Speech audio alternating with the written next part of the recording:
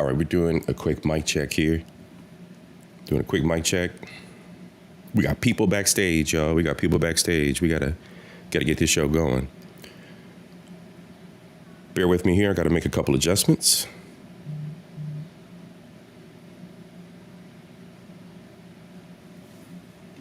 Give me just a second.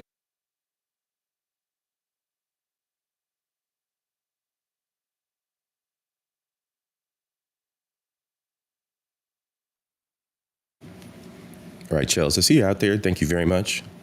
I'm going to do a quick sound check. I'm going to flip things over to some music.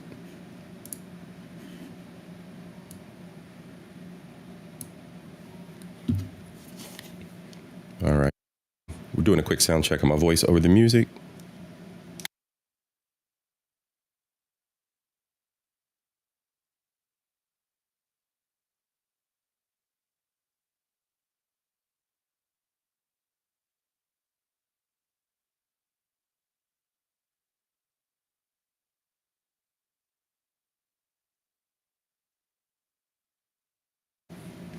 I don't know. I wasn't hearing it. Chels, you hear music out there? I think it's real quiet.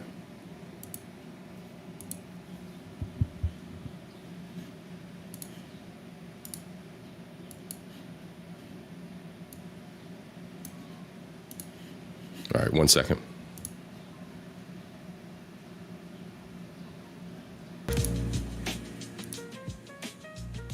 How about now?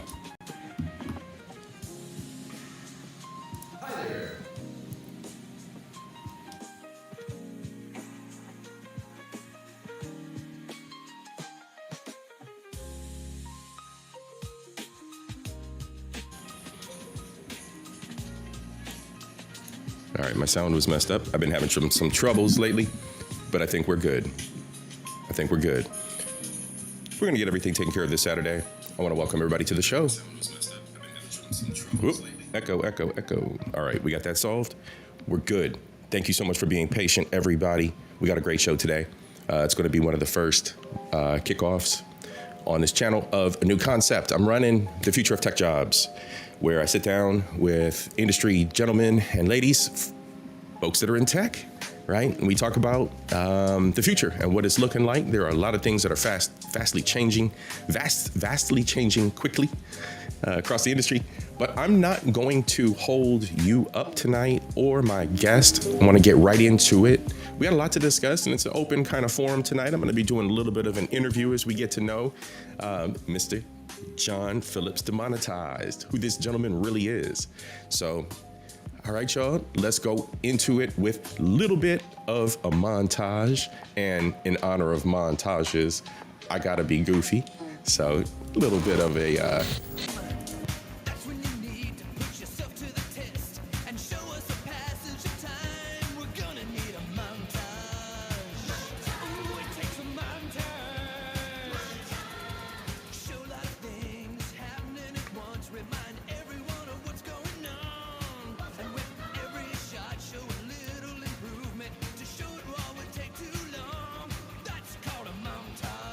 montage. That's right, y'all.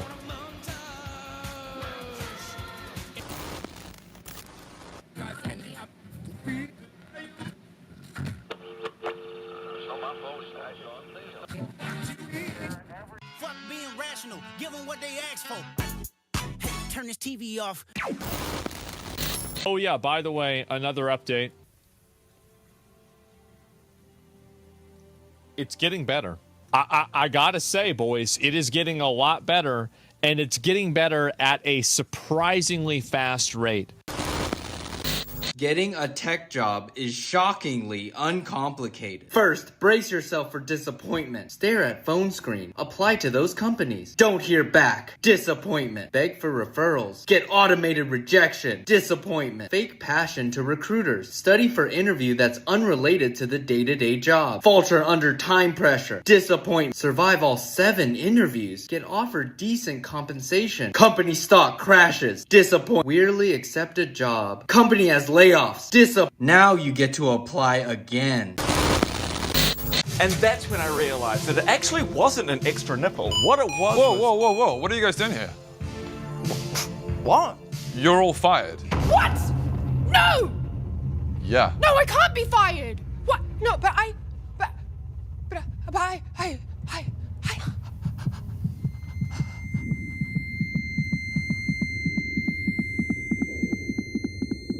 Oh, no, yep, she's gone. Clearly you guys don't check your emails. What?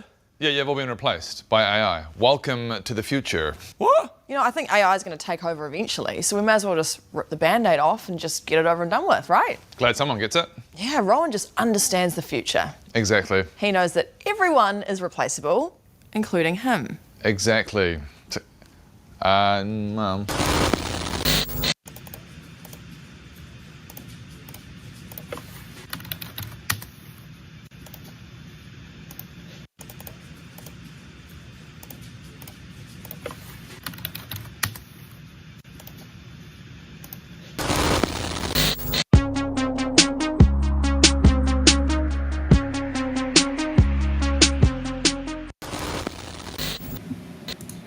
Hey yo, sakafet, salutations and salute to everybody that's out there. Big up to yourself, big up to everyone. I want to welcome everyone to the show. Give me 1 second while I start up some music for us. Let's go. All right.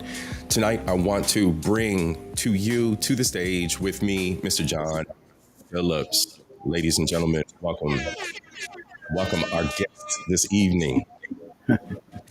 Mr. Phillips, how you doing, sir? No complaints at this time, Mr. CIP. How are you, sir? I'm doing good. Ladies and gents, let me know if the music's a little too high or too low. We should be good to go.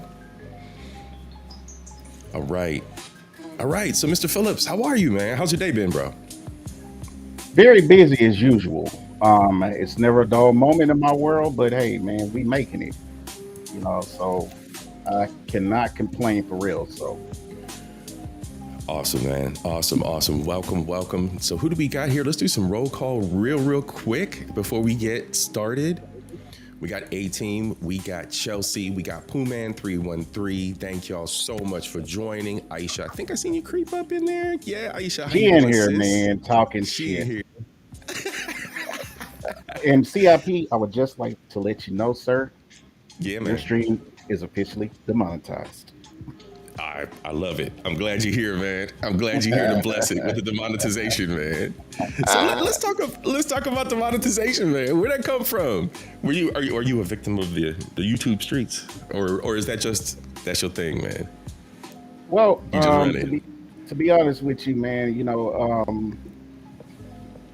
I'm kind of a comedian at heart, man. So like, I just kind of roll with it when I was like, okay, what's the best name that I can go ahead and come up with as far as a screen name, especially being on Messy's channel. So yes, it was automatic for me. So I was like, okay, hell, I'm not making no money on mine. So, you know what I'm saying? I'm demonetized.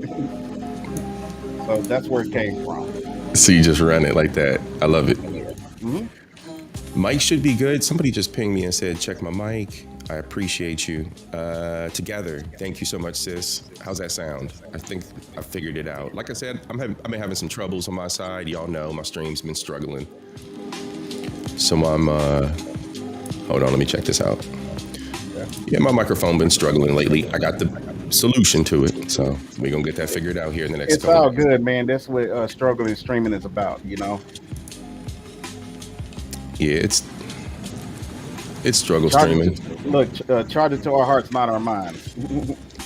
Right. Facts. All right, that should be good. All right. And since I'm on your stream, man, let's go ahead and I'll go ahead and give you 2 quotes just to bless your audience, if you don't mind. Go right ahead. All right. The first quote that I would like to give you comes from Melissa Dykes, better known as True Stream Media. And the quote is, "It's expensive not to pay attention." Yeah. And for me, this is my own quote, and this is something that I came up with. It's, when you lead, the only reward is sacrifice. So that's a little teaser, I guess I can give to your audience as far as how we're going to rock with this stream. But again, sir, Bars. you've been demonetized. Bars. I love it, man. I love it. So let's get into it, man. Okay. Men are never shy. No, we're not. How old are you, bro? Where you? What region of the United States you from? Or are you even in the United States? No, I'm in the Dallas Fort Worth area. I'm in Cedar Hill, Texas. Okay. I'm 46 years old. I'm not currently married, but at this moment, kind of working on something. Um, so other than that, I mean, you can ask away, but I have a couple of things that I want to bless your audience with tonight. So let's see if we Okay. can rock with it. Okay. So what we'll do is we'll just play some ping pong. We'll bat it back and forth. We'll go with it because we are going to discover who this Mr. John Phillips really is and what he Man, knows. you ain't about gonna tech. discover much. We're gonna get into this tech talk too. So, all right. So Couch all right, in the building. Couch is in the building. Yep. I'm struggling over here. We'll figure it out.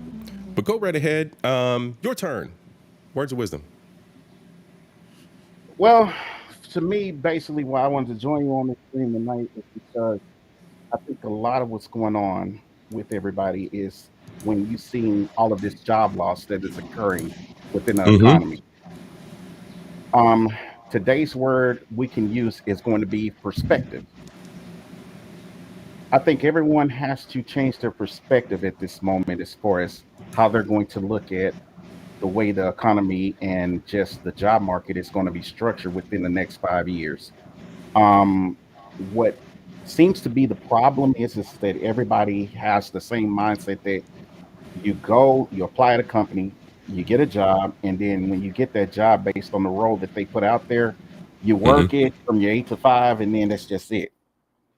Well, what I see is going on in the job market now is that you're seeing a lot of where employers and people that are out here right now that's wanting to hire folk want to see folks' skill set. They want to see their ambition. They want to see what it is that they bring to the table that is going to not only change and make money for their company, but what's going to make it innovative. How can you change and make this go into the world of the new world order and the new technocracy that's going to come into play? So I'm just kind of giving kind of a perspective tonight with you, nerding out, and we're just going to go ahead and chop it up and then just kind of see if we can set a little framework for how people are going to think about going into the job market. Awesome. And I think that's a good place to start too. I got some graphics for us we can use to kind of discuss what that looks like, right? So everybody has a visual and they understand how diverse the actual field of IT is, how much there is out there. So, all right, you're in the Dallas-Fort Worth area. Yes, sir. Currently a single gentleman, IT bro. What? So yeah, let's get right into it. IT. So what's your focus? Well, mainly what I do is I do system analytics. So pretty much I work in the healthcare sector of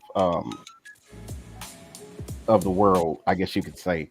So I pretty much have a team of 30 girls where basically we work in migration of understanding systems, being able to program them, being able to do implementations, and also just providing, I guess you could say, a what's the word that I'm looking for? A comprehensive analysis that hospitals, medical groups, and so forth that utilize these systems can understand.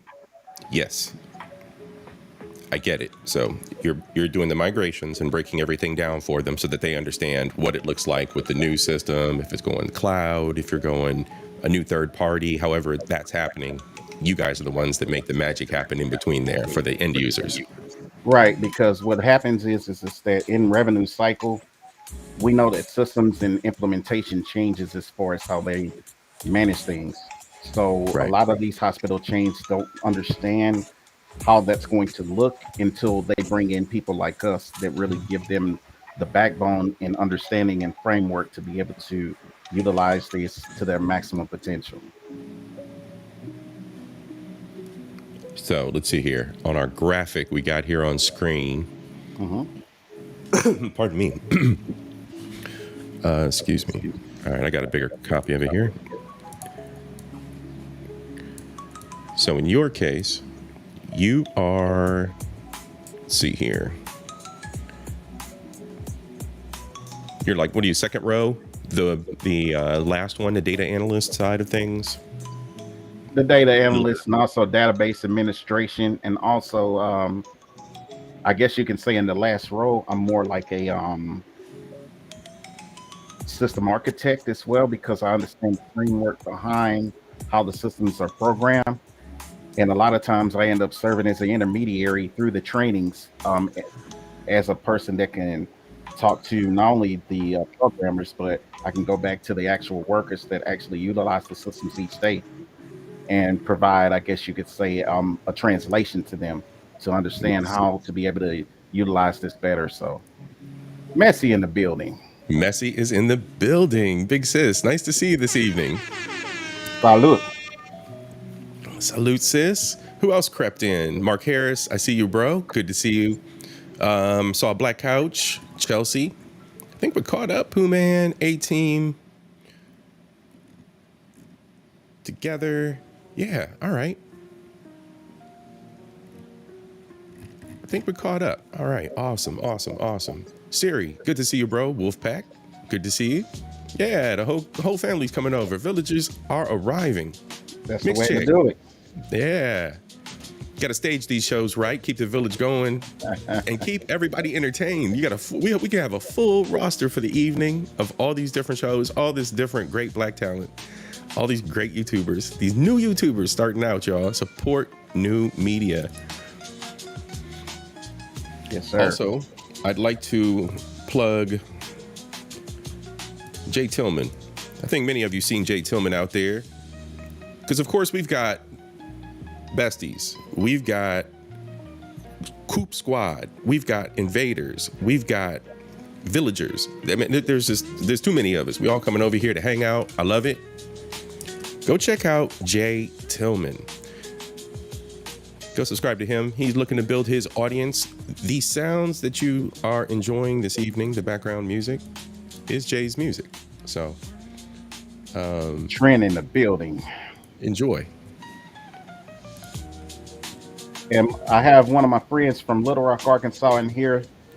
Repside Gaming in the building. Please subscribe to his channel. Let's go. Always love new faces. That's what's up. Salute. Repside Gaming, I see you. Salute. Death Reaper was good. DJ Nex was good. Tierra, sis, how you doing? Good to see everybody. Rhonda, I see you as well. I see you snuck in. FDNHT was good. Cuzzo. All right. So yes, you are the translation specialist, the data analyst, a little bit of a DBA, and you handle the path between, right now, at least, right? Because we know how our jobs shift. Absolutely. So you're the translator between the old school and the new school. So you're bringing the two worlds together and making sure that everything is understood by the end users. So, well, if you'll give me a title, I guess you could say intermediary. It's more of like an architect overall, because you're looking at it from all angles. You're handling all the different pieces there. So it's not just you're not just focused on one thing, right. One specialty, right? Right. That's awesome, bro. That's awesome. All right, let's get back into. Let me drop that down. Go away. There we go. All right. So let's see. Back into the questions. Who is JPD? CIP is now demonetized, so it is now time to find out who the demonetization specialist is in our presence. All right, sir. We've delved into the career. We'll go back to that because that's the whole point of tonight. But we want the audience to get to know you. You're going to be a regular here for this series. So, next up, bonus question: what was your last vacation, man? Where'd you head to last? Last vacation? I mean, are we talking about international or? You know, Just because the I'm an last, international traveler now. the last place you set your feet. Where was it? Because I mean, I've traveled all this year around the United States, but Okay. if I'm saying vacation, it was back during Thanksgiving, and it was in Puerto Vallarta, Mexico. Nice. Okay, so Puerto Vallarta is on my to-do list. I do Yes, sir. have I have a short list. I have a longer list. Depends on the short list, but He said it's but on the short list. that's on the short list. But yeah, definitely more of Central America, more of Mexico, the Caribbean as well. Trin, you already know I need to get down there to where you at, to where my cousins are, and those beautiful ladies in Trinidad. So yeah, the last place I set foot. Now I've been traveling across the United States for a while, so I do that. I do that on a whim. I drive even. But last I was St. Lucia last? I went to Canada. On a date thing, but then yeah, St. Lucia was last down there for Carnival. Lovely. And that's You why can never go with Carnival. Never go wrong with Carnival. that's why I'm a little bit angsty this year. I'm not gonna be making it. Really, but you know, there's I mean, all through the Caribbean. I mean, there's Barbados. You know, Turks and Caicos. I mean, Grenada. All those countries, man. I mean, they're all having their own Carnival all throughout the year. All throughout the year. Yeah, so you have them as late as October, I believe. So, Oh yeah, definitely. yeah. In Definitely. fact, I can send you a list if you want, man, where it has everybody's date. I'm not plugging anything on IG, but I think what's the one? It's Carnival Somewhere is one of the links. Absolutely. Definitely. All right. So, what is it that you would like your audience to know about me most? Because I know you got another bonus question. You said you want to be the answer Oh, for you. we're just chilling today. The second bonus question, the last vacation, that was a good one. Let's see. All right. So love versus hate in your life, as you have experienced the law of polarity, right? I've stolen this one, borrowed this one from FDNHT Trend. So law of polarity, love versus hate. Which one do you receive more? And then has it always been that way, or what's life been like? Easily, I would say hate. And that's an easy one because anytime you lead and you're a trendsetter, you're going to Yes. experience a lot of hate. So, Yes. I can as agree to far that. as you trying to maintain and be at the top, you're always going to experience a lot of hatred. So, I mean, it's the old cliche, it's lonely at the top. So, whenever you're doing anything right and you're looking down on folks that you know you're better than, you know, it's pretty much that's the catalyst of it all is that you're going to experience more hate. So, you get used to it. I can say in the struggle to be that trendsetter, in the struggle to be someone different, just to be myself, right? And seek the things that I wanted to seek and study the things I wanted to study, or be interested in this shit. Like I wanted to shoot off model rockets. My friends wanted to play football. You know what I'm saying? So the drive, I think that my interests help block out the hate or help block out the negative side of things. And I think, one of the clips that I played at the beginning was the young man talking about he's a 27-year-old. He sits in the office from 8:30 to 4, and this is his second big tech job, and he wishes he could tell his younger self it'll be okay. Because those moments, those little moments, that was a simple thing. You're a kid, your friends want to play football, and they're making fun of you for playing with model rockets. Those are small, like those little microaggression, bros being bros. But as you get older, those things start to weigh on you and weigh on you and weigh on you. And when you're younger, especially when you're in that, It's not a reckless era, but it's where you can easily be distracted in your 20s, right? We do that. We've all been there. It's easy to be distracted. It's easy to be discouraged. It's easy for things to kind of weigh heavier on you and not have the tools to be able to get through it, right? So surmounting that and getting through those moments, getting through the haterism, getting through people side-eyeing you, like, oh, you think you better than me, or, I was talking to my best friend a couple days ago, and I mentioned to her, I was like, I've never in my life encountered this before, but I've actually felt animosity from potential female mates because of the level of, and I'm just going to frame it as such, perfection that I've achieved in my life. That's struggle. That's building the character of who I am as a non-toxic man who has a career and focus in his life and isn't negative and cares about his woman and stands by his fam. Like all these traits and things that you build into someone, and you got someone looking at you with animosity. Like, how can you be so perfect? Like, these are challenges that we all face, especially us trend centers, and I'll just cap it with that, bro. I definitely have seen it. You know what? I'm gonna give you a word of advice that my pop give me, and that is the best of what it is that your woman wants to give you is at the finish line anyway. So the journey is the hard part. Absolutely. And another thing too is, and I'm gonna hit on this again and again, but for the young tech bros out there and for the young folks out there that are looking for this pie in the sky American dream career, understand that shit takes time, and you may not find it in a one track, one pony show career.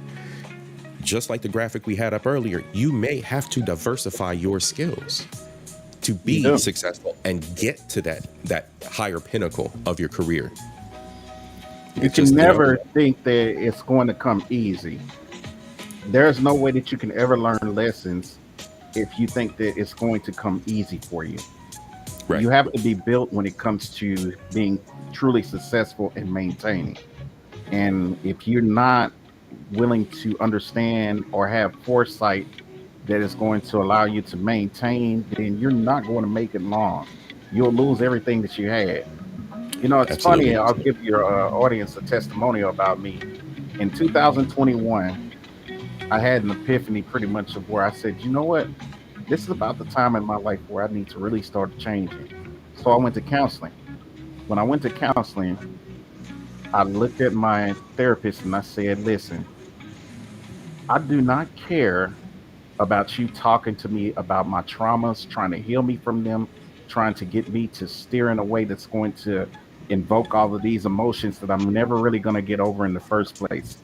What I need you for is I need you to help me make better decisions. Give me the toolkit. Yes. Give me the cheat code, the toolkit to help. Give me the toolkit to get through this mess. Yep. We're not gonna heal the scars. We're just bringing that stuff to the surface over and over again.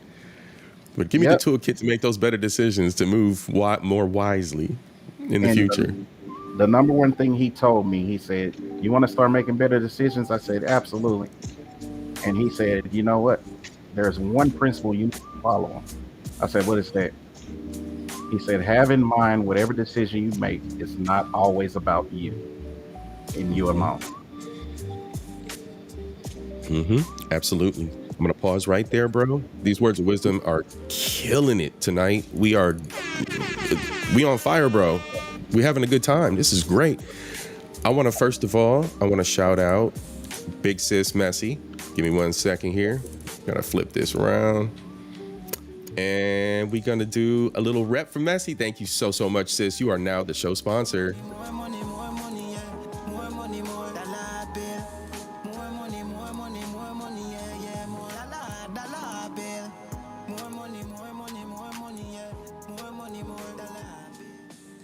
Yes, Messy, thank you so much, sis.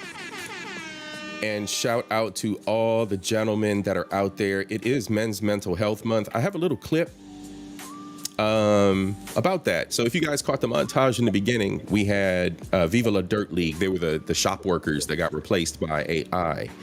They put out a very special message regarding Men's Mental Health Month, actually mental health in general. And this was from a few years ago. They dropped this and I just happened to find it on their page. So give me 1 second while I spin that up.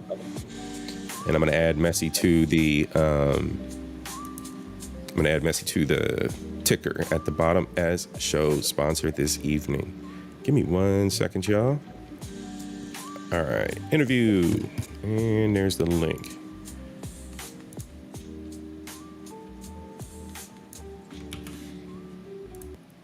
All right, pause that for just a moment.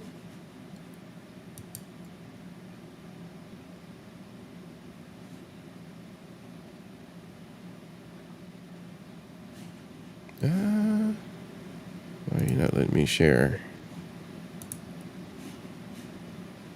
Why not let me share? Always some kind of technical issue, brother. Yeah, that's how it goes, man. We here. Here, I'll do it this way.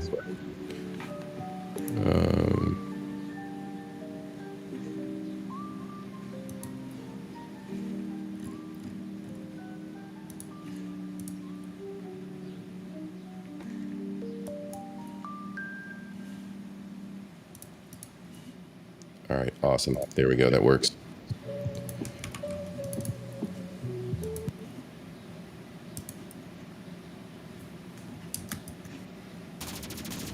I think this is the right one. You suck as much as your mum does. That's not fair. You cheated. Get good, noob. GG, easy. Oh, you motherfucker. Hey everyone, look at my cosplay. I'm Zelda from Twilight Princess. I'd like to So this is life on the internet. So, I just punished this kid in Fortnite. Nice, dude. Load up COD. Yeah, boy. Yes, sweet. Load it up. Hi, James. I just wanted to say you look lovely in this photo with your friends. Is that girl next to you a potential girlfriend? Wink, wink. Much love, Mumsy. Oh, man, this game takes forever to load. Yeah, the f***ing servers have been a little biatch. Yeah, they need to fix their f***ing servers. It's a joke. Yeah, f***ing servers. That is disgusting.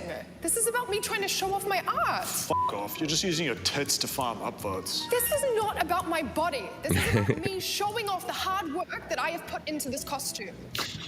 Okay, keep yourself that while all these guys touch their dicks. Right.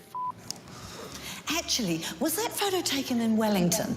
That reminds me of the time we were all there when you were young and you whipped out your little willy in the main square and shouted, "Fire Hose Brigade," and you ran up and down peeing. Gotta love British humor.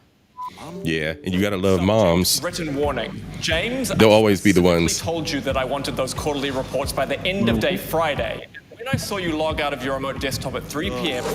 Oh, something happened to the comment and it disappeared, love. Well, what I said was, it reminded me of... Wait. Throwback to summer. The world is on fire and you don't even care. Hashtag save the trees. Suck on a bag and I could kick your ass in real life. You do the update. Are you getting these messages? It's just like this on the internet. Yeah, social media fatigue, not black fatigue. Yeah, social media fatigue. I spend more time in your mum's basement. Oh man, you are so I don't even need your job. Fuck you. Mm-hmm. Hi, honey, how's it going? Mm-hmm. Crash out. Man. We missed you at family dinner last night. And here comes mom. Sorry. We'd love to see you this weekend. Nice little family guilt trip. Okay. Talk later. Love you. Sorry, Miss Dinner. Some stuff came up. We'd love to see you tomorrow. Those parents age and get older. It'd be amazing if you could. I'm dealing with that now. Pot pie. Go see them.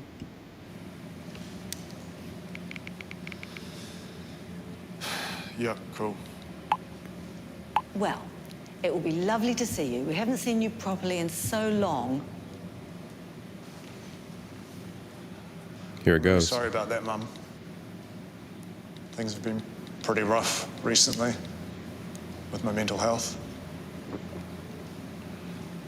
I'm not in a good spot, and I don't want you to see me like that. And it's getting worse. Being cooped up, working from home, it's really taking its toll. And I feel like I've got no one to talk to. You know, I used to be able to talk, but now I just feel myself shutting down and shutting myself off from you and the rest of the family about how I'm feeling. There are days when I don't even get out of bed.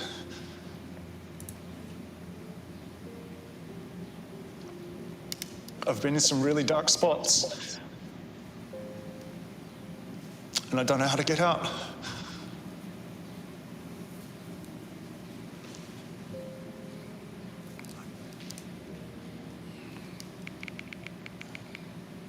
See you then. See what happened? There you go. You see what happened? Lovely. What do men do? What do men do? Hey everyone, we've been making these skits around the topic of mental health just to make it a more All right. accessible topic. Mental health issues.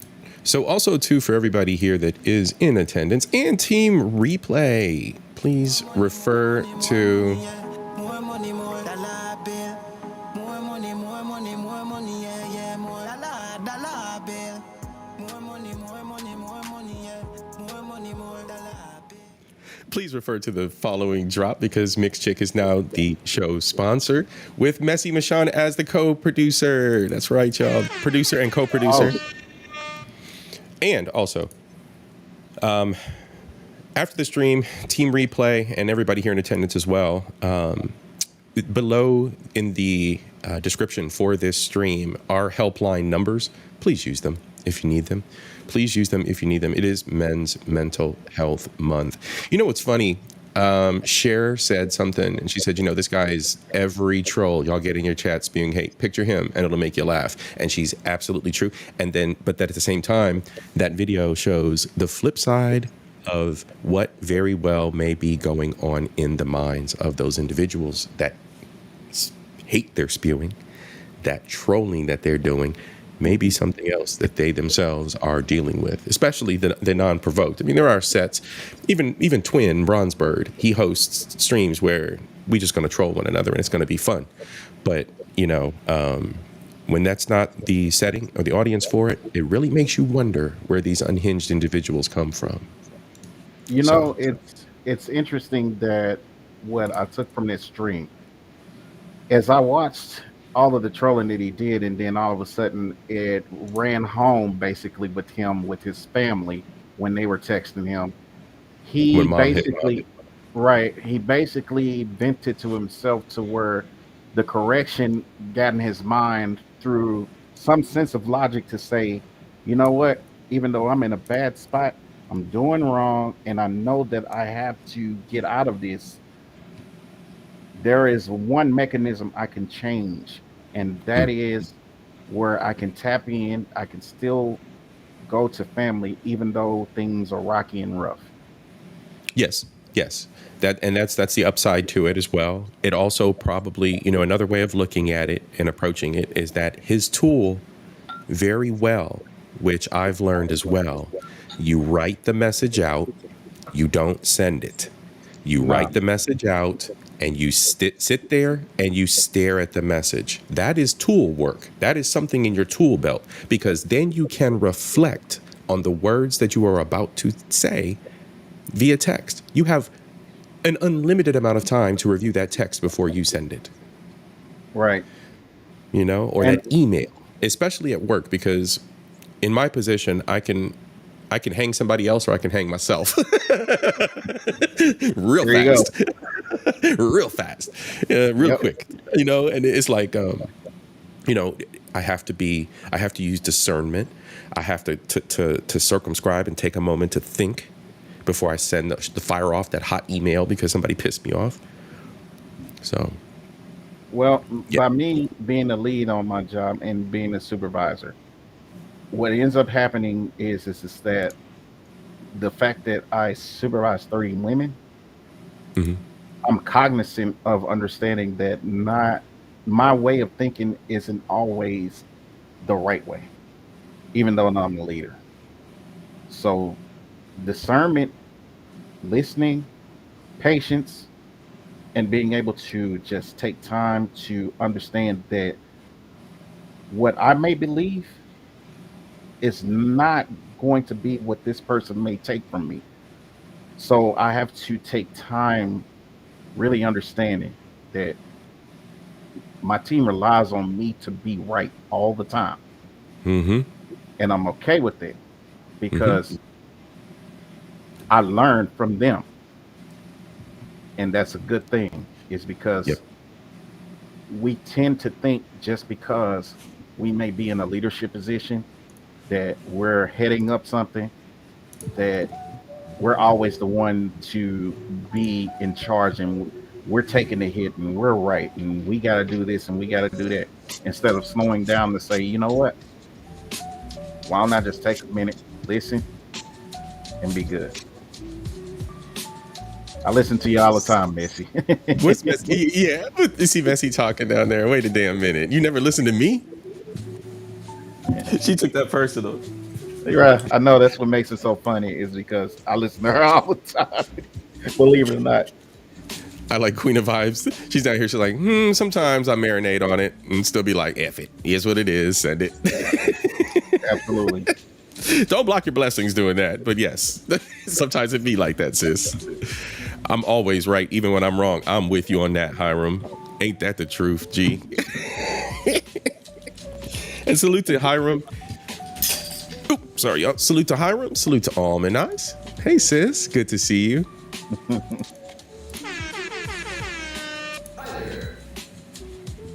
FDNHT, you back, bro. Welcome, welcome, welcome. All right. All right, Mr. JPD. Yes, sir. One lesson in life that you keep with you today, that you use in your toolkit every day or often. What's the one lesson? You know, I had a mom, you know, God rest her soul. She's been gone to glory since 2002. She had the innate ability to just sit and listen to me say some of the most erroneous things in life. And she had the decorum and the patience to target what I said and know exactly what to say in 2 to 3 words to get me to go, oh. I use that every day when I'm dealing with my team. I love it. And Messi's trolling you.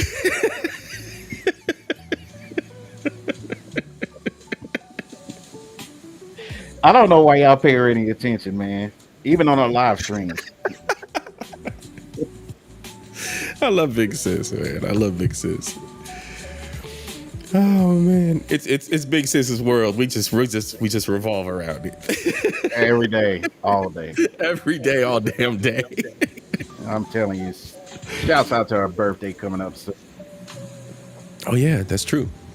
Before you speak, always think about what's going to potentially happen next. I think that goes back to what you said earlier about the choices you make don't just affect you. Bad prognosis, keep your mouth shut. Yeah, that goes back to it. It goes right back to it. All right. Whoever's your mods need to block Messi out the chat, you know. Messi's a mod. That's why I've just literally said that, because I know she's going to be like, wait, I'm a mod.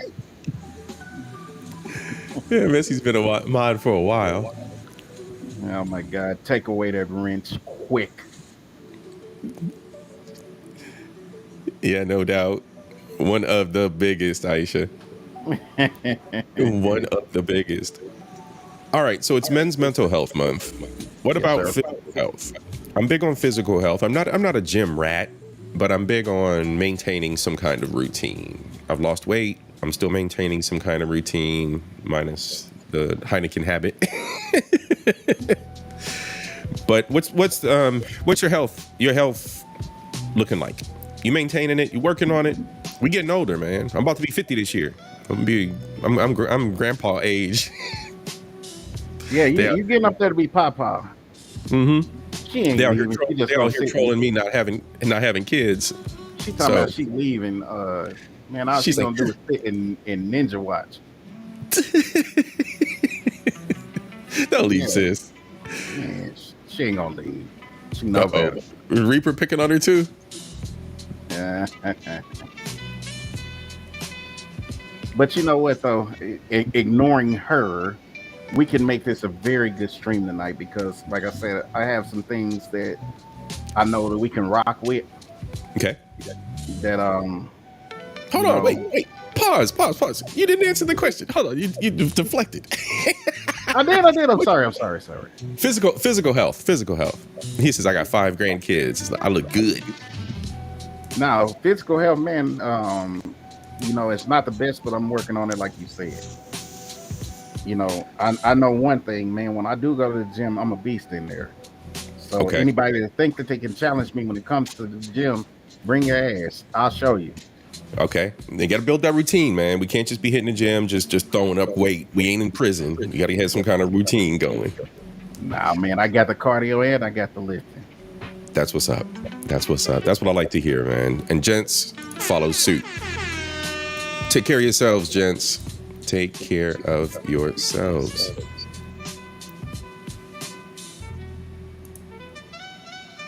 Just checking my microphone because I know my microphone be on bad behavior. All right, we good. All right. He said Messi Michon has to stay. Yeah, Messi's staying. Messi ain't going nowhere. That's what I say. All she gonna do is Ninja Watch. She put the sad little emoji out there. What's your drink of choice, bro? Well, I'm a Scotch guy. You a Scotch? Okay. Hell yeah, Macallan 12 all day long, man. You can't go wrong. Okay. Nice. But I'm just having a cab tonight, so. Nice. Yeah, anybody interested in the music, feel free to visit our brother Jay Tillman. I think you, ladies and gentlemen, do know him. You are familiar with the brother. Go visit him, sub him up, throw him some respect. Linked up with the brother on another stream. He said, by all means, promote. So I'm going to promote the gentleman. Physical activity helps with mental health. So does proper rest. I am known to burn the candle at both ends occasionally, more times than not throughout a week. I can attest to that. I do have the insomnia. It creeps in and my mind goes crazy about 1 o'clock in the morning and I can't shut it off. It just be like that. And I think as you can see, my friend Refside Gaming just let you guys know that he knows about my Macallan habit. So shouts out to Refside Gaming again. So Refside knows. Yeah. I've known, and it's funny because we've been friends for what now? Almost 30 years. It'll be 30 years next year. Wow. Yeah, I've got some lifelong friends like that too, man. 1 or 2. Those are the special ones. Those are those special friends you keep around. And I'll say on this live, he's not shit. So, Oh, shit. Starting a war with your homie.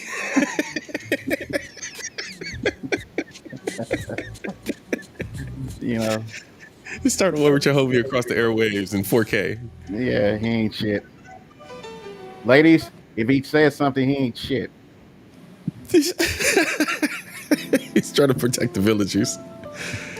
Oh man, no, the village ladies, they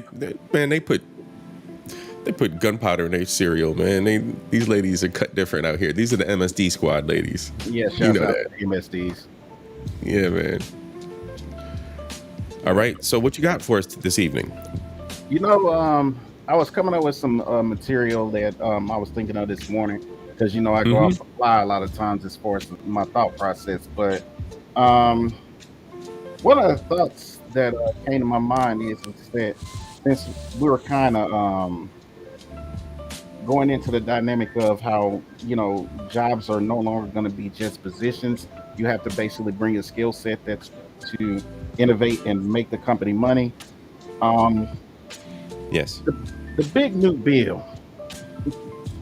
I don't know how familiar you are with what's been going on in the news regarding that. So, Okay, go for it. well, We learning I today, want, folks. We learning. yeah, the big new bill. Basically, there was a report that came out yesterday. Okay. Trump actually has put it into play and has sent it to Congress as of last week. Well, like any bill, it has a lot of fluff to it. Yes. So Yes. Always. Marjorie Taylor Greene goes on to Newsweek last night and starts talking about one section of the bill that everybody is kind of just going nuts over. And that's pages 278 to 279, which basically states that it has an addendum that says that AI will go unregulated at the state level for the next 10 years. So what Marjorie basically went into when she was doing this interview is stating that because there are so many pages regarding each bill that is submitted to them in Congress, they don't really have time to be able to read all of this information to be able to get it across to their constituents to understand what's all in the bill. They just go on the main points and then they basically say yay or nay as far as if they pass these bills, even though that they have a lot of fluff in them. Well, Right.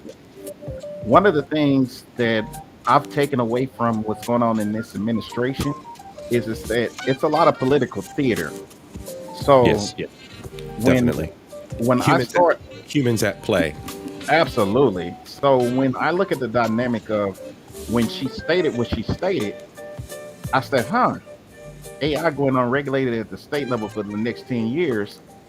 Basically, that says, hey, listen, if you're an entrepreneur and you're somebody that's coming into the game that understands the dynamics of how AI works, you want to start your business or something that is filtered towards making revenue with AI, there is no law or anything at the state level that they're going to be able to do because it's nationally regulated to state, hey, listen, it's open-ended at this point.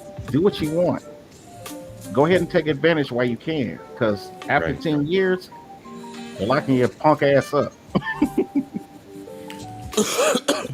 And see, this is kind of concerning because if you're kicking the states out, so, as it says here, U.S. states, proposing a ban on U.S. states regulating artificial intelligence for up to 10 years. So here's the thing. The first thing that I think about is regulating revenge porn, regulating the use of my image. Well, you got to reverse. It's actually to where they're not going to regulate anything. Right, they're not. They're allowing basically. We're saying the same thing. Mm-hmm. So without the guidelines and without the guardrails on this, personal security, private information, all of that can be mined in any way, shape, or form, or used against us in any way, shape, or form, without those regulations in place. But then you have to look at the dynamic of what is it that if you're a person out here right now and you no longer have a job or can secure a steady career within the scope of a specific industry that you're in at this point. Mm-hmm. What you can do as far as the AI is to be able to say, hey, listen, how can I tailor it to where my current skills can flow into the skills that I need to be able to utilize this AI to not only make me profit, but to be able to scale my business up and to be able to allow me to be able to get to the point to where I'm almost not only bulletproof, but to be able to sit and write my own rules going forward. Because let's say, for instance, if you are taking advantage of this AI, right? Yes. And you make millions and billions of dollars off of it. Why wouldn't you do what most politicians and people do in politics? They buy their way into how the rules go and govern themselves. So as a result, you can steer your way into it now to eventually buy your way into what it is that you want to be able to have that doesn't garner the rules against what it is that you want to do. Right. to protect yourself and to be able to put up the guardrails necessary to where you're untouchable. No one else is going to be able to come in and do what you do because you got in at the bottom of the totem pole and here we go, right? Rose up to the ranks. So essentially the stifling innovation piece, right? Like right here where it's got the potential consequences and criticisms, supporters suggest the state level AI regulation ban could foster innovation, while critics argue it might impede it by strengthening monopolies and hindering the development of fair standards. And the fair standards piece and having the standards in place, I'm a policy guy. I'm a red tape guy. I'm a bureaucrat. So I am always looking for that shit first. I'm 50 million feet up in the air looking down at everybody, making sure that everybody's in the fucking rows they need to be in. You know what I'm saying? But that's the beautiful part about it. Right where my mind went right for that. But that's the beautiful part about it is instead of mine like yours can come into these monopolies and say, hey, listen, based on this is the red tape that I could see that you could put against the people that are your competition, not allowing them to be able to catch up to you. It's almost like gerrymandering, right? When you see people that they buy the block, they go into the most dilapidated communities, they buy the block, and then when they buy the block, what do they always do? They have their way of pushing out the riffraff, and then when they push out the riffraff, they usually do it by pricing them out, right? So because they price them out, you can kind of do the same thing with these monopolies because you understand the dynamics of red tape. You can go in as a consultant, or as I like to always label it, as a con, right? And say, hey, listen, I'm here just to be able to ensure that your competition never catches you. Yep. I can see. Yeah, I see it from both sides, and I can see, obviously we should be looking at this from the side don't of have making ethics money, about this. Oh, that's it. See, I'm like, obviously we should be looking at this making money, but the ethics, you can't have it. Hey, look, how many Energizer anymore. How many Energizer batteries have we bought? How many? Messi just said, hey, hit the like. That's right, Messi. Thank you, sis. Y'all hit the like. We got how many people in here? 37 people in here. How many likes we got here? 27 likes. Come on, y'all. 10 of y'all are slacking. But like it's the whole thing, man. When you look at it, you start to look at the ethics of it behind it. Like, man, how many of us have bought Energizer batteries? 37 of us in here for how many years of our lives to put in stupid little remote controls, and that is the biggest stupid hustle. It's the biggest hustle. There are no ethics behind battery sales. We spent billions. Is there in any level of business? I mean, you really got to think about it. Yeah, in the levels of where something's business, always compromised. Right. You think anybody that is a millionaire or billionaire at this point gotten themselves to a point of where they're at by not compromising some level of ethics? Even though that they may not feel like that they are doing so, and they quote unquote live their life clean, there is some level of where they've stepped on somebody in order to get to this level. So ask yourself one thing: do you want to continue to weigh yourself against ethics versus you being able to get some stuff done? Or do you just want to go for the gusto to be able to say, hey, man, listen, it's just business at the end of the day. You're always going to step on somebody. Here's a question from Siri. Does JP use any AI models, closed or open source? Absolutely. I use a large language model, and you're spoiling it at this point because I was going to go ahead and use a large language model tonight by the name of Grok, that I was going to start being able to get people to see how using AI can be a beneficial tool to you, laying framework and to be able to get you to places that you never thought about before. So I was going to cover that, but Siri, you want to spoil the stuff. You want to spoil the cheese. There's two sides. There's two sides now. Here we go with the ethics, right? We got the Tennessee town, black folks, white folks, mostly black folks, but they're all getting poisoned out of their town because was it Elon's data centers out there running AI, and he's got the power systems are kicking up all the carbon monoxide and other off gases, poisoning the air and water out there, and water shortages, in fact. So there's some ethics for you. But, you know, everybody wants to make pictures of cats running down the street animated at the cost of human life. So there's that side of it, but then there's the tool, using it as a productive tool, right? My assistant that's going to help me clean up code or think of new ways of utilizing containerization, you know, utilizing it as the agents, right? And using it for those purposes and appointing those agents tasks. That's enterprise tooling, right? That's a little bit different than the vanity projects and the AI slop we're seeing all over, you know, the YouTubes and the Facebooks that all the old people are clicking on, thinking that it's a picture of Jesus shaped like a shrimp. But in the I get it, but then think of the level of that. Chaos brings opportunity. It does. The internet, the fire, the wheel, the printing press, the cotton mill. Right. Now you're picking up what I'm putting down. I'm not a Luddite, right? I'm the printing press, cotton mill, the cotton, whatever, cotton, yeah. It's combustible engine, gasoline engines. It's never for. It's more dystopian versus utopian. You play Cyberpunk, for God's sake. So facts. Yeah, so based on this whole dynamic of that, you understand where the world is going based on the dystopian storyline that Cyberpunk allows.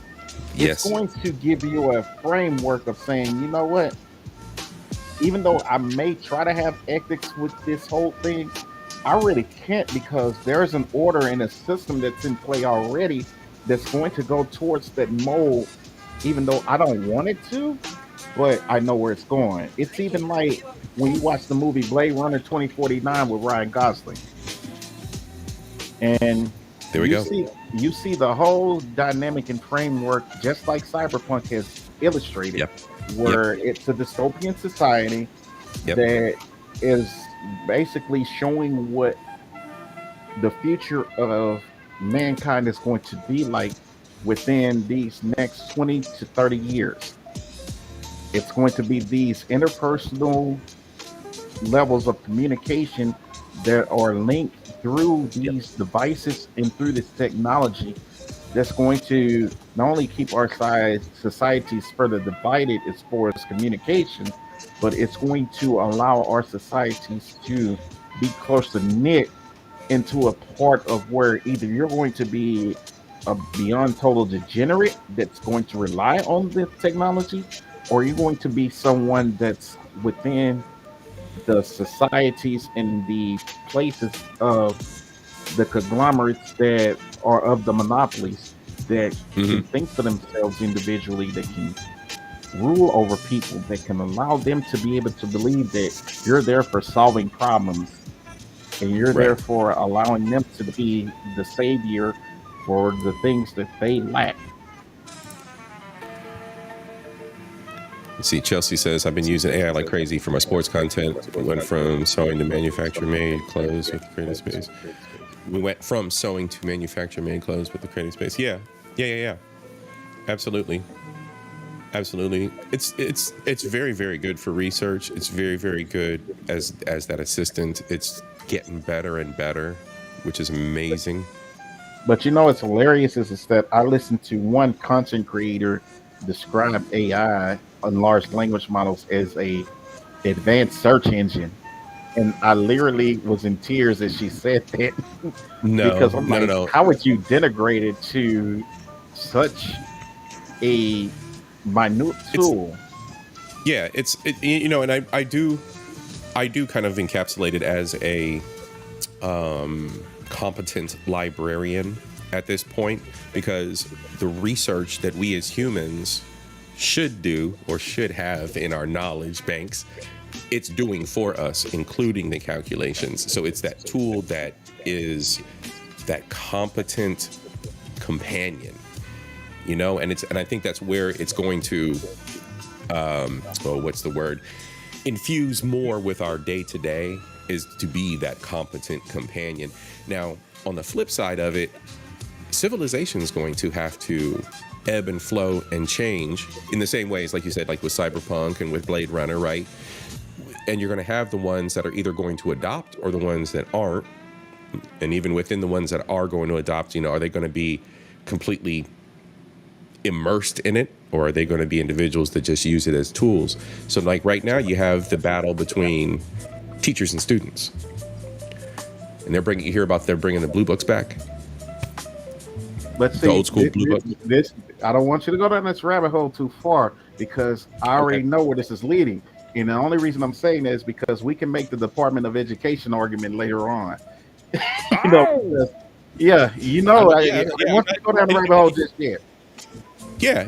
And it's strictly just conversation, because, you know, I have no feelings either way about Department of Education. So, but it's how we have to evolve. It's how it has to evolve. The landscape right? of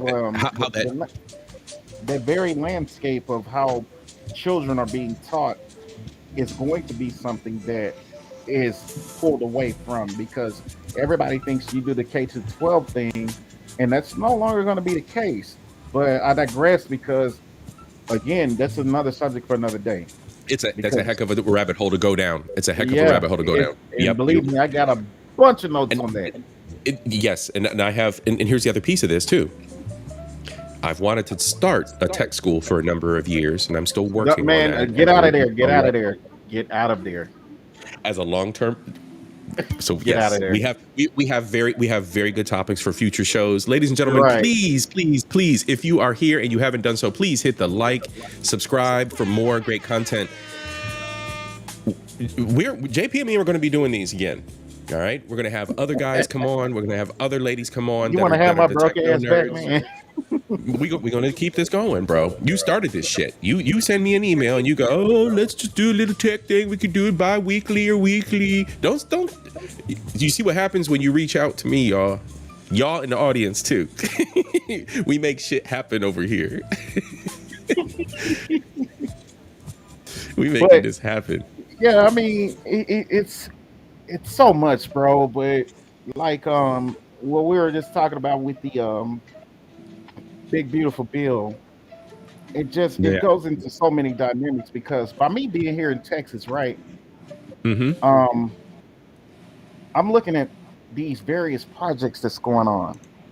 Number one is Stargate. I don't know how familiar you are with the Stargate project. No, go right ahead. Oh man. Okay. So the Stargate project is a AI data center that they are building out in Abilene, Texas, which is 3.5 hours away from me. Okay. That's the one where basically you saw that Larry Ellison, the owner of SoftBank, and Sam Altman, the owner of OpenAI, has basically came together to get $500 billion in funding in order to be able to start this and fund this data center. Well, it's been in construction since summer of last year. Okay. So basically, my whole mindset went to and framed to, okay, listen, there are a lot of people within the colored race at this point that are not taking advantage of getting contracts and getting these projects that they can get into that will allow them to be able to have sustainable work going forward. Because the key thing that is going to be the takeaway from tonight is networking. Yeah. A lot of people do not understand the dynamics and the importance of networking with people, because it's not about what you know, it's who you know. So because you have to be able to keep yourself in a close-knit circle with people, you got to understand, man, that these relationships can be built within these projects and within these meetups and places that you're in, to where you are building these things, because that's all it's about at this point for the next 10 to 20 years. It's just building the new world. It's just building it up into what it is that we want to be able to see. So, what, like you were talking about with your tech schools, and this is just something that's a teaser to what I want to talk to you about, is that it's basically the tech schools are simply nothing but bringing in the youth to allow the youth to be able to be the think tank and the innovators to what it is that they want and for to the next leverage the world for playing field. themselves, and to Yep. leverage the And playing field to what they want. Because a lot of what's going on at this point is that there are a lot of elders like me and you that are not giving them anything. So right. we need to be able to give That's them facts. it has to be some type of framework. We have to be able to provide for them to allow them to get to where they need to go, because we're not going to be always be here. So what Right. is it that we're going to leave for them to be able to make sure that they straight? And see, the flip side of that too is for me that the fact that I don't have kids, I don't want what I know and my skills and abilities to go to waste, right? Proverbial waste, right? Because there will always be others, and there's always that I instead of reach one, teach one, reach out to those who reach up, right? So. There'll always be that. There'll always be the ebb and flow of knowledge. And there'll always be the opportunity to share it. But I figured, man, I don't got my own kids. I can set a bigger platform and get this out to these babies that don't got those other people doing this for them as an elder, right? Yeah. So yeah, it's that. And you should always keep that motivation for one reason. It's because if their parents not doing it, man, then why are you holding back, man, to not give them that? I mean, it takes a village to raise children, right? Right. So as a result of you knowing this information, then you have to be able to have the moxie and the understanding to say, you know what, I'm going to do what I can while I'm here with the time I have left to be able to give to them the way that they need to be able to be given to. And it's important to be able to think like this, is because a lot of us are on this, I need to get mine right here, right now, when we're not having or possessing foresight enough to be able to give these kids what it is that they need to live on in our shadows, and to be able to have something from us, even though they might not be ours, but they are all our children. Right. So you have to give them something to be able to press on and be able to maneuver toolkit, right? I've said it a few times tonight, for the mental health aspect as well, but now it becomes the knowledge toolkit and networking toolkit, and be able to leverage that.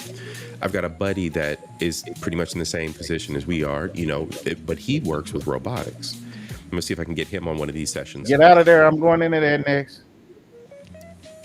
I'm gonna shout out Danny. Danny, if you're watching, I will be reaching out to you to get you on an episode, brother.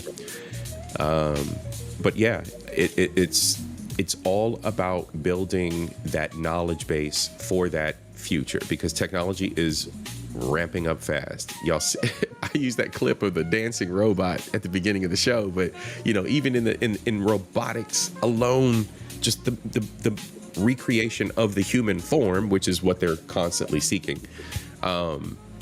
Just the advancements that have been made over the strides and that have been made over the past 10 months.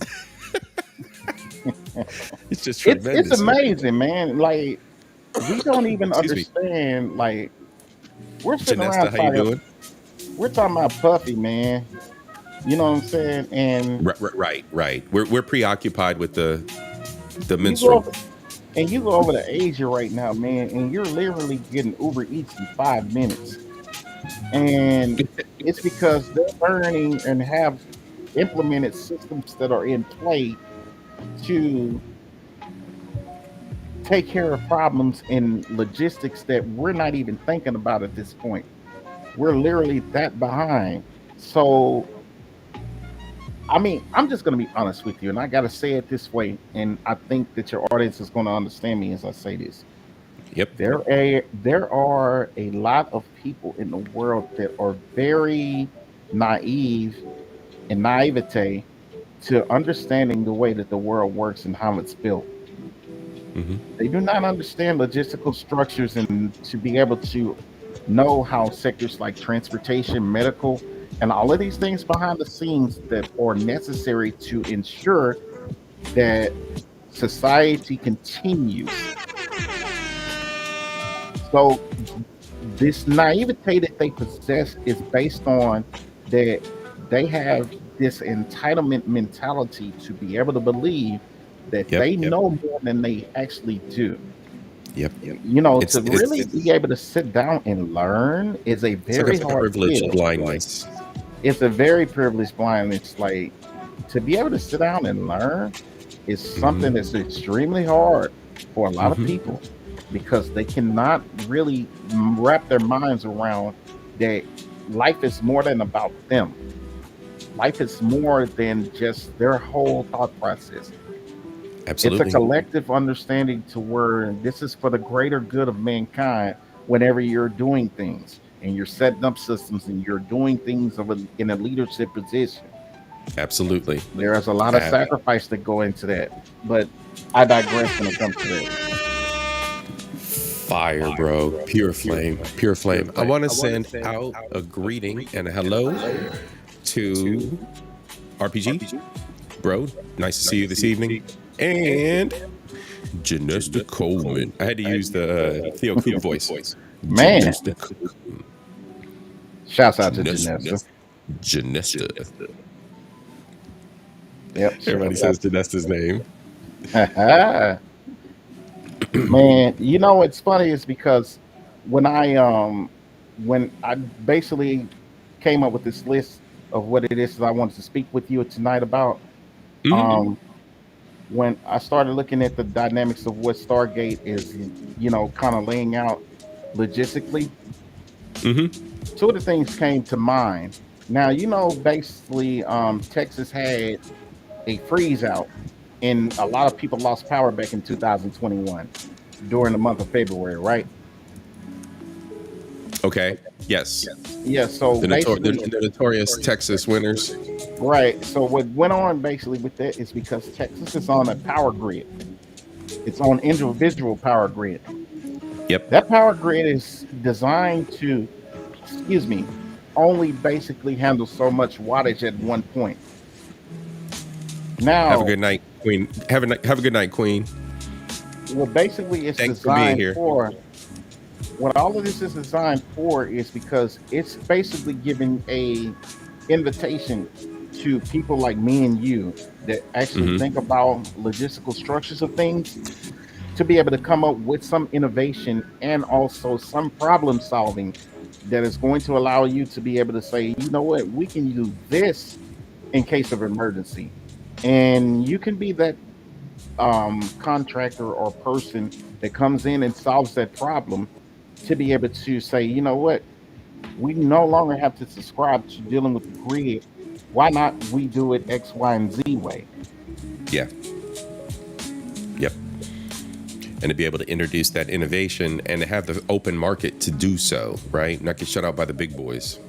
Right. So as a result, basically, this is what you're seeing with the Stargate project, is because it's not only innovations within the AI structure, but now it's a conglomerate that is showing people how to be able to utilize a center that has various levels of renewable power, such as they have wind turbine power out there in Abilene. They have nuclear thermal power out there, where they're going to run it through cold pipes, water through cold pipes. And then they're going to use nuclear thermal power out there, which basically means they're going to use small modular reactors that's going to power these places. The project involves a significant investment of $500 billion over 4 years, with plans for a massive data center campus in Texas. The partnership is with OpenAI, Oracle, SoftBank, and Microsoft are the key partners. The Stargate project aims to develop AI infrastructure that can handle the immense computational demands of advanced models. And you know what's crazy? What's the one, DeepSeek? You've seen what DeepSeek does, right? How DeepSeek maximizes performance off of lesser architecture. Right.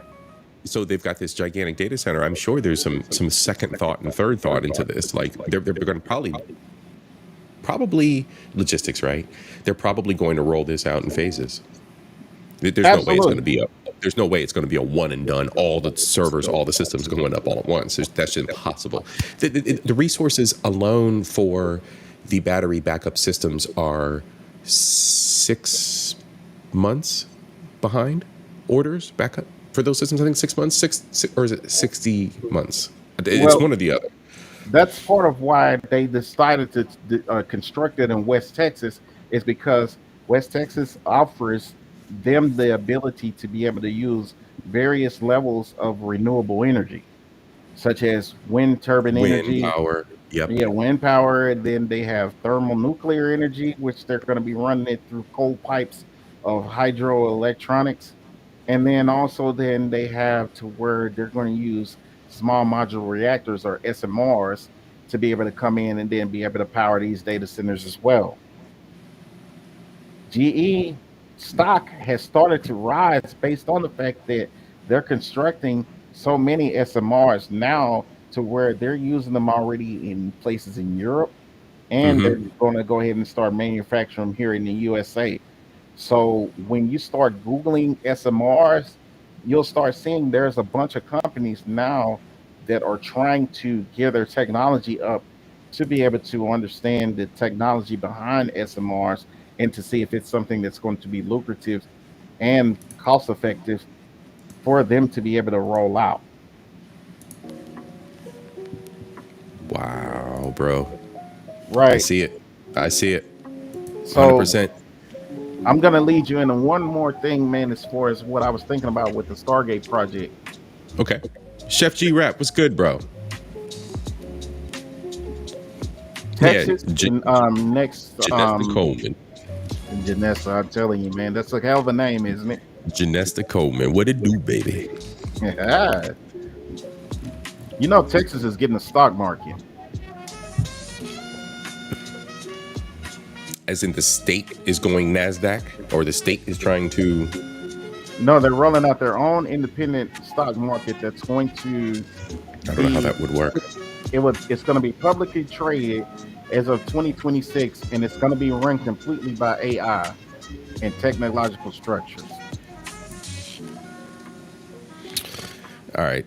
I'm eye rolling right now because I'm wondering what the hell this is. Hey, man. Go ahead and look it up. You see, what I'm dropping to you tonight is to be able to give people an understanding of where the future is going, and then where they can start coming their own skill set. So I knew about the securities exchange, right? Right. So what are they going to do? Manipulate that and flip it? I'm going to give you a piece of advice here. Because it was all based on oil initially, right? It was based on oil futures? No, it's incorrect. I'm going to make you laugh with this one. Okay. Guess who's going to be the forefront of the Texas stock market? A company named BlackRock. Who owns BlackRock? Oh, yeah. Yeah, that's fine. Yeah, I figured. Mr. Larry Fink. And what happened 2 days ago? I want you to Google the fact that Larry just got out of where BlackRock basically was being sued by the state of Texas. Larry Fink gets a Texas reward for ESG retreat. So they rewarded him for backing out of it. Right. For bringing that ESG, which a lot of you may not know, the DEI initiatives. He said, I need you to talk to him. Remove that crap from Texas. All that DEI crap.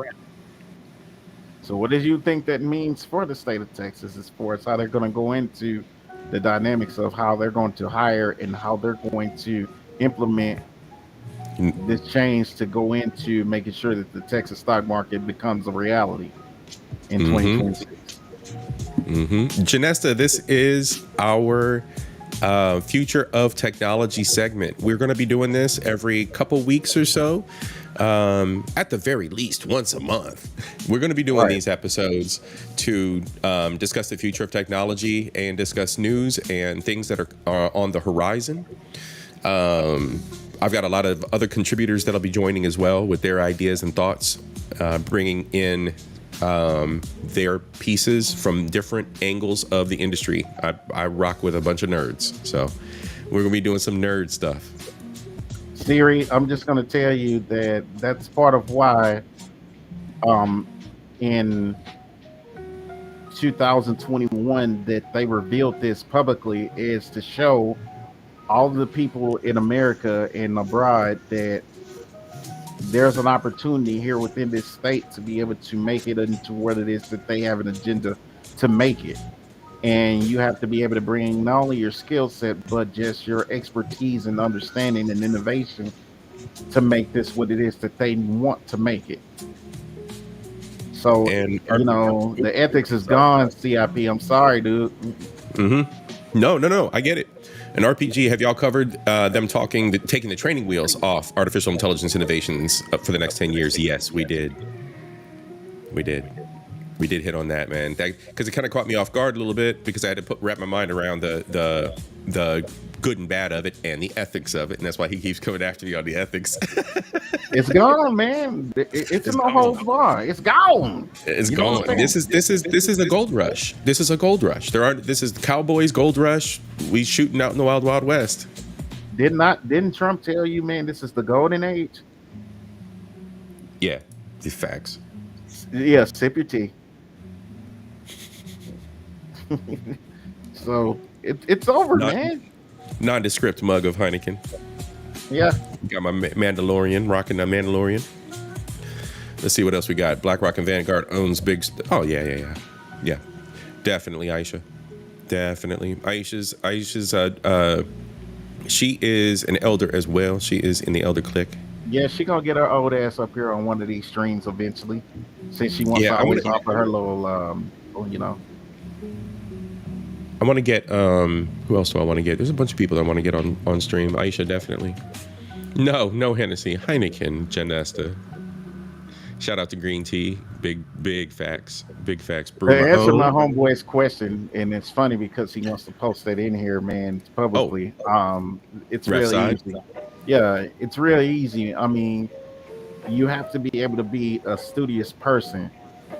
There is a couple of things that I can drop within this chat as far as links for trainings within cybersecurity, and also and I need to mod you up as well. So start dropping things. I'll mod you up. And okay. Yep. So there's a couple of things, and I'll drop those to him anyway while we're off the chat to be able to get him started. The easiest sector to get into with technology is going to be cybersecurity. And the only reason I say easiest is because if you're studious enough and you work hard to be able to get the certifications and trainings that are out there, and a lot of them for free, and you're actually able to sell yourself to someone that is hiring for that position, then most likely you're going to be an easy candidate to get through the door in order to be able to do that, because all cybersecurity usually ends up being is someone that identifies threats to systems or just a computer, and then also just understanding the dynamics of how to be able to combat against that threat. Yes. So if you have a mind for solving problems to threats, then you'll make it just fine within the sector of cybersecurity.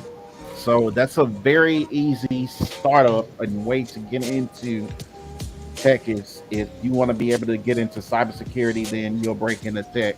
But remember that it's going to be your grit and your grind and your studiousness that's going to get you in there. Get hungry, gentlemen and ladies. Get hungry. Get hungry. When you start seeing those free classes, eat them up.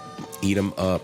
There are plenty. Absolutely. Trust me, when I tell you there are plenty, there is no reason why anybody that, if you have the true desire to get into tech, you can.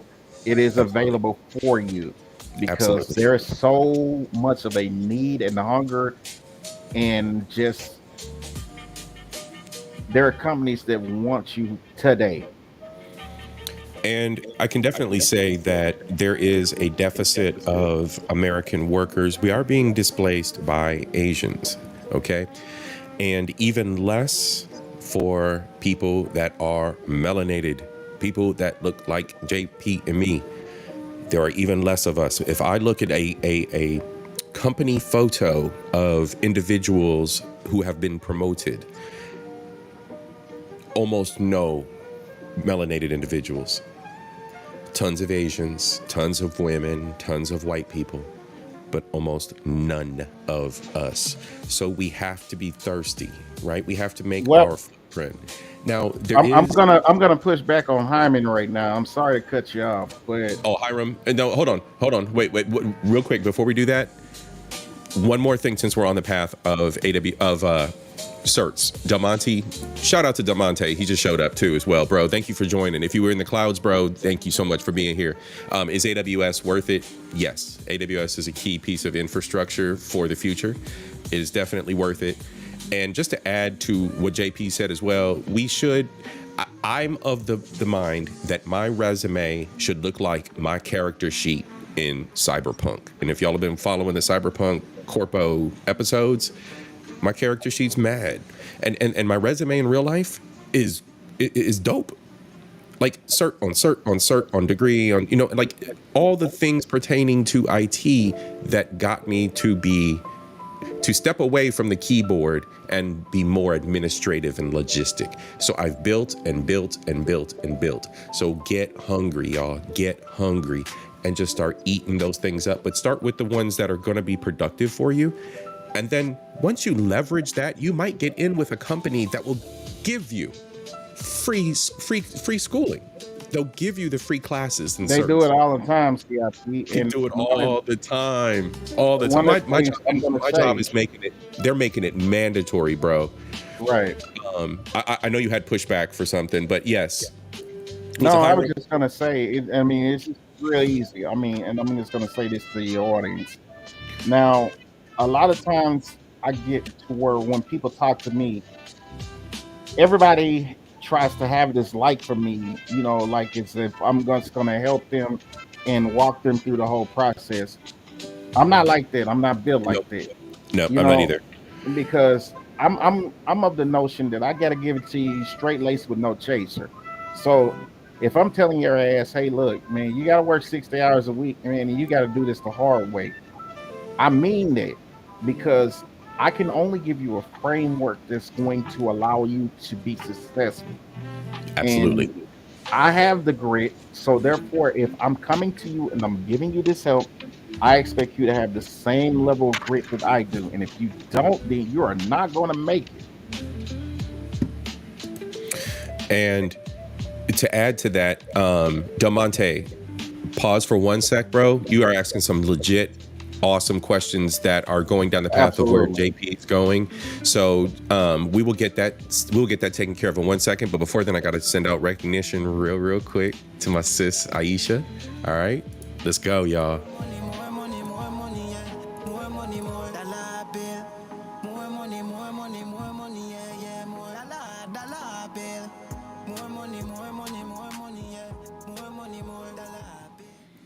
All right, y'all. And I just want to say right now, we do have a new show producer. I'm going to go on and put her up on the ticker. Aisha, sis, one love, big up. Aisha, I'm going to come push you in that wheelchair, Granny.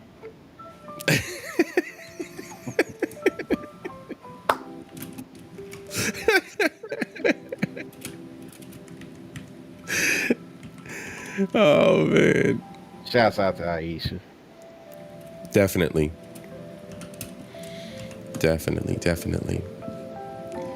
All right. So let's see, where were we? So you owe the chat some links, maybe one or two links. We can't tell them all our secrets all at once, but maybe something to point Demonte in the right direction, so the brother can be aware of what reputable links look like. Let me find his comment here, because it was a really good. Listen, Green Beans, you're welcome to go on to my channel, sir, and my email is there available. And you just send me an email, and I will make sure that I get you all the information that you're requesting, sir.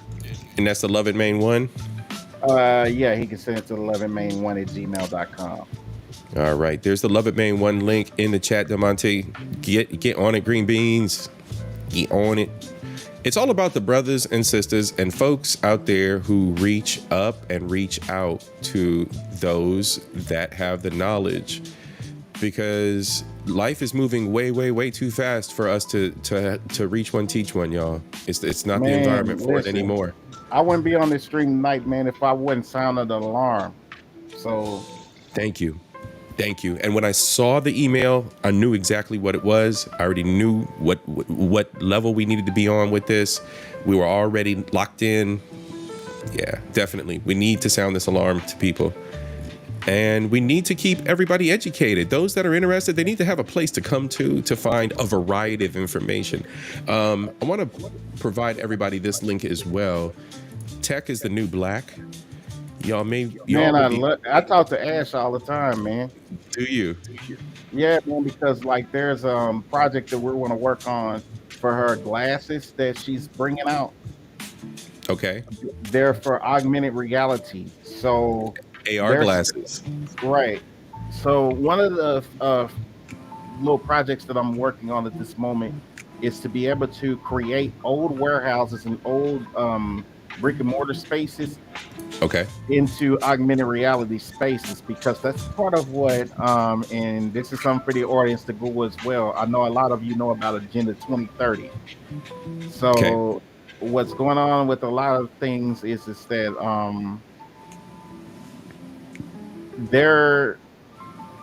a lot of our home and business spaces are going to be implemented into these, immersive AR, spaces. So you're going to be not only a remote worker, but you're going to be somebody that's going to have an immersive space within your domicile that's going to allow you to be able to connect to people in a broader sense, in a more immersive sense, that is going to innovate the future as far as how we communicate with each other. Blade Runner kind of goes into that dynamic. Definitely. So you just got to think. I mean, think about how Zuckerberg did with the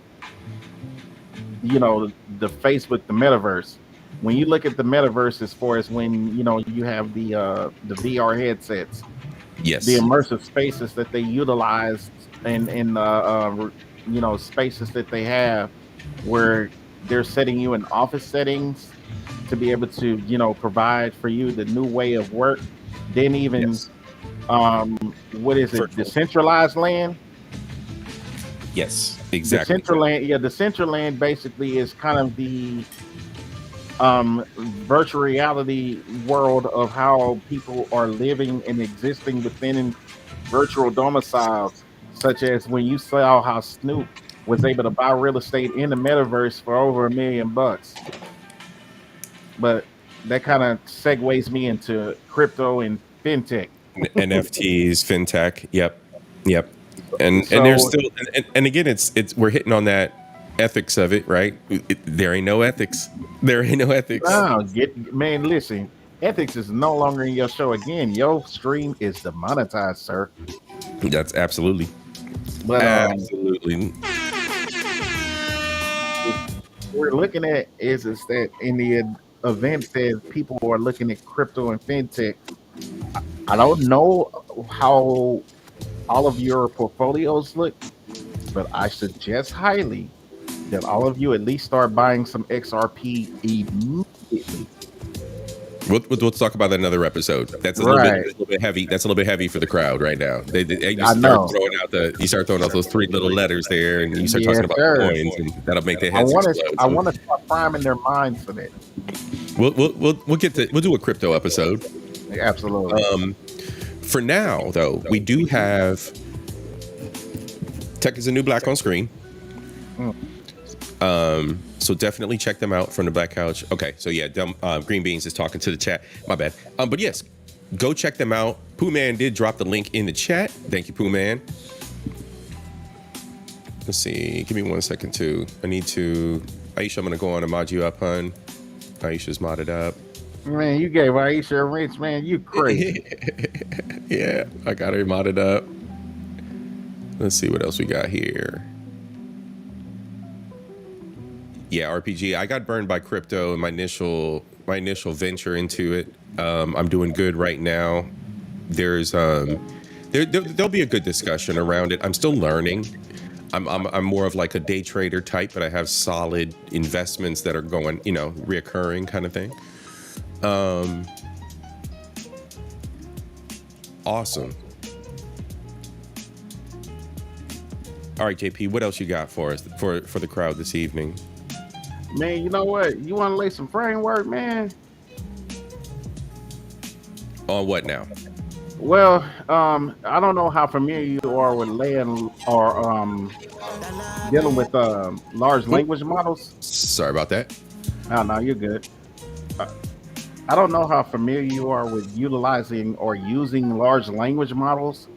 I have Llama installed on an Ubuntu server sitting over here right next to me. So we've got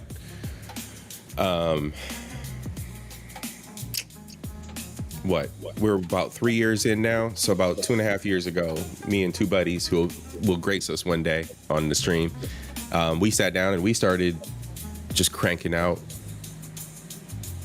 AIs, bro. We started just destroying them, rebuilding them, as soon as ChatGPT went open, or not even ChatGPT, but Llama went open source, we grabbed it. So whenever Llama 1.0 dropped, I was already there with you. Yeah. Now it's really dope. What I want to do is that there's one that I use. It's called Grok. Yes, Grok is that's Elon's, that's Elon's baby. Yes. So what I wanted to do with Grok tonight is that I wanted to kind of give a couple of little simulations as far as how to use the language models to your ability, the best of your abilities. Because what happens is that a lot of people are intimidated as far as understanding how to use these large language models. Yes. So and how to prompt, how to converse with them, how to get a good result. But you know what's funny, and I haven't hit on this so much. I haven't even hit on this with my AI buddies, but you have to be good at the English language because it's programmed on language. You have to have a good vocabulary. You have to understand how to manipulate words to get results. When we first started working with Llama, it was like talking to an 8-year-old child. And if you didn't talk to it, if you didn't prompt like you were talking to an 8-year-old child, you would not get good results. You couldn't just simply type, I want a picture of a jet. I want to do, you couldn't just spew words at the thing and think the thing was going to translate, interpret it properly.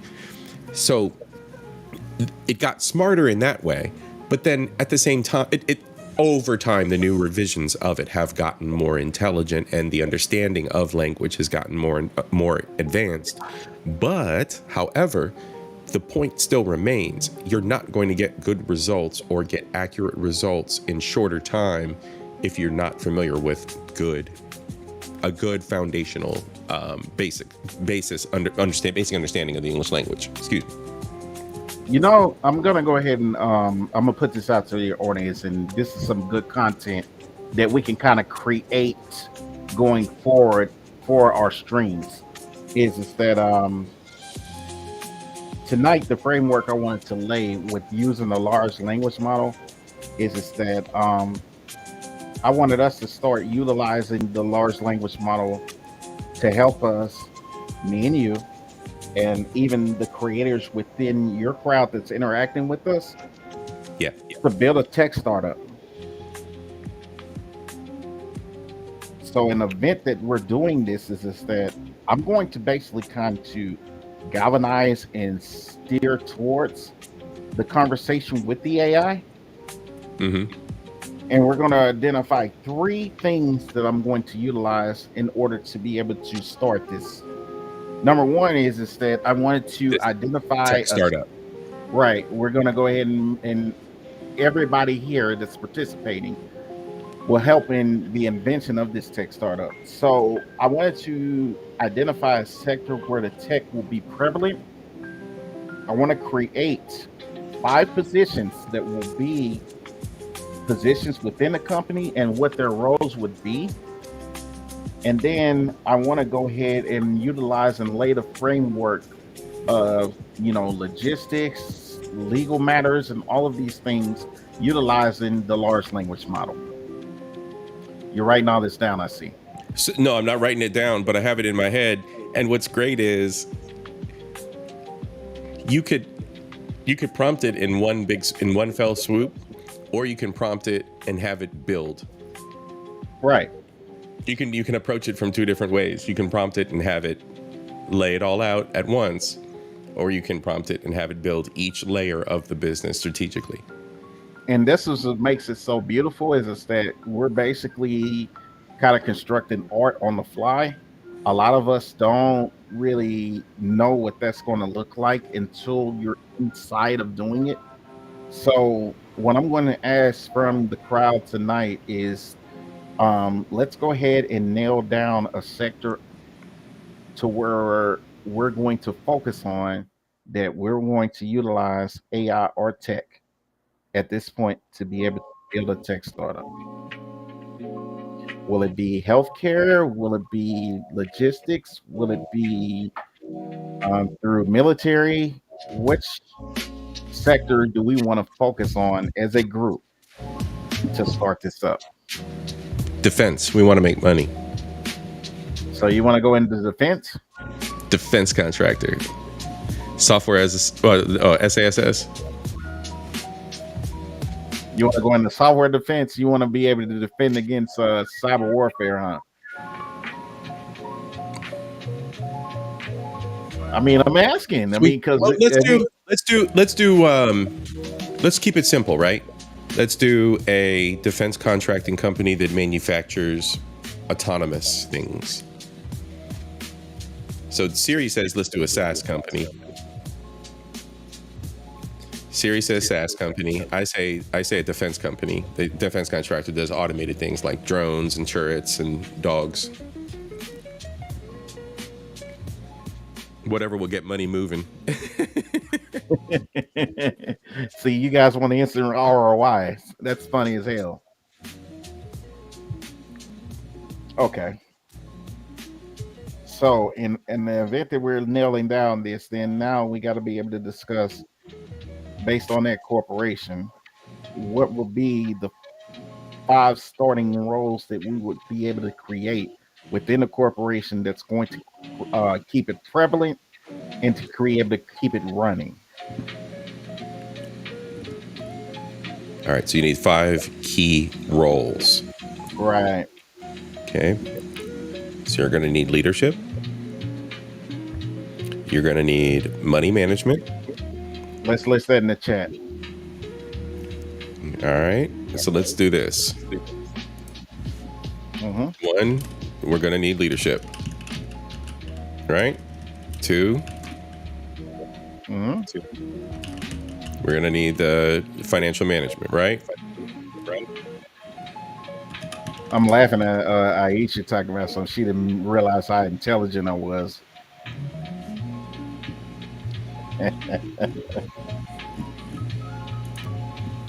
Technical leadership.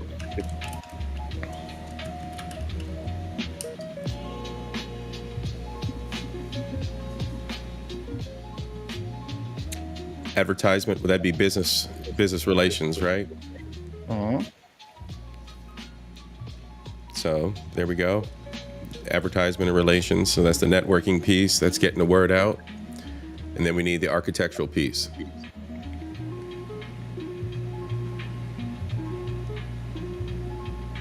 The mechanics behind it all. The architectural piece, the engineering piece. Good call, full drinking. Corporate spies. That comes later, man. That comes under the advertising budget.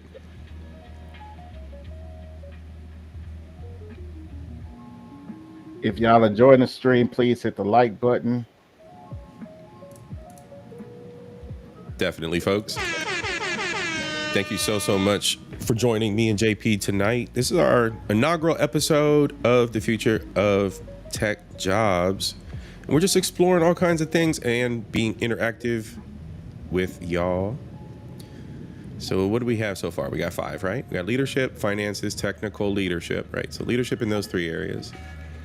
Our business relations and the ebb and flow of partnerships and advertisement, and then the mechanics behind it all, the engineering, the architectural pieces, parts. All right, so you want me to go ahead and share my screen, and then I'll share my audio. That way you can see how I talk to the tech, and then your users also can be able to provide feedback within the Give it a try and see if it'll let you share. Hold on, wait, let me change that. Okay, so now you should be able to control presentations, but I've been having problem with it. It says that I'm allowed to be able to share the audio as well, so it has it to where it's prompted. So let's go ahead and see if it'll allow me to do so. So let's go ahead and go. I'll drop music down, but I couldn't get the screen to pop up. For some reason, it seemed like Restream was glitching out and it wouldn't let me share my screen again because I was going to pull the browser back up again when we were talking about Larry. Let me let me know if you can see it. Oh, there we go. All right, give me 1 second. Maybe I was jinxing myself and I didn't even see that I was sharing it, and it was right here.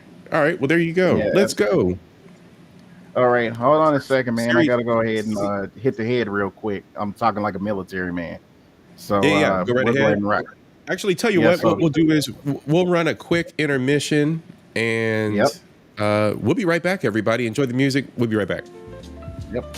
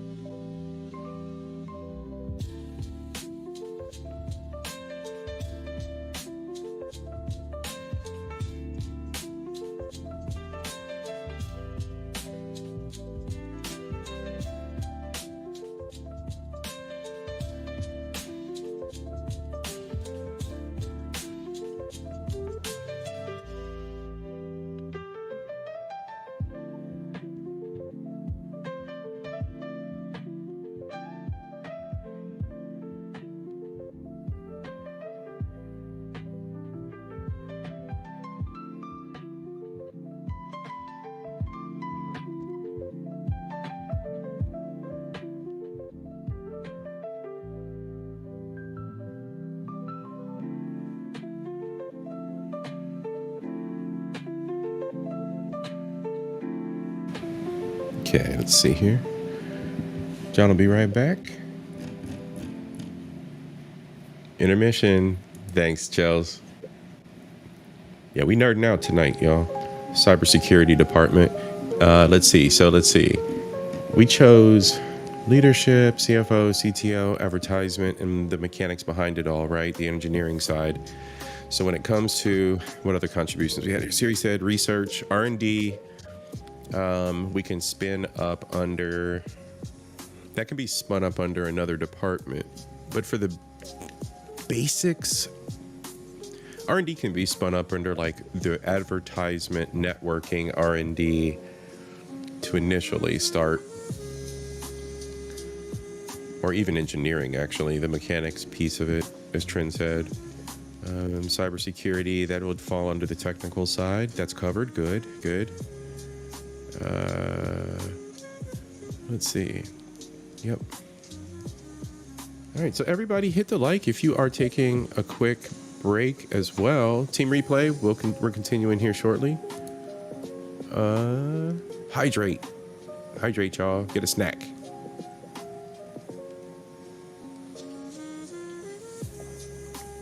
Aisha says she need an HR department so she can fire y'all.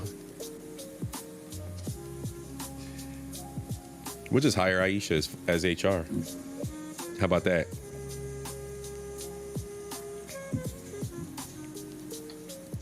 Aisha's village human resources.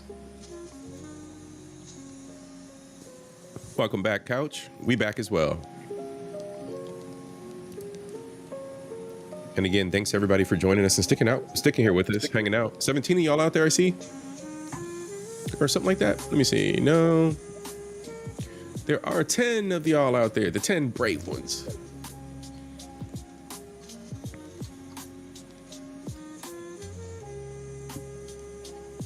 Isha said she's gang. Yeah, we got a good mob of people. Ain't nobody sneaking past HR if we got Aisha in there. Yeah, everybody went to the bathroom break.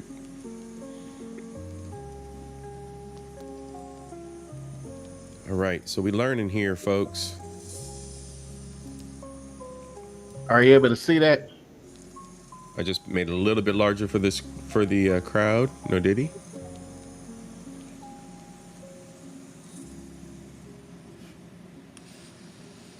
All right, so basically what you'll see is that I'm basically talking to the AI.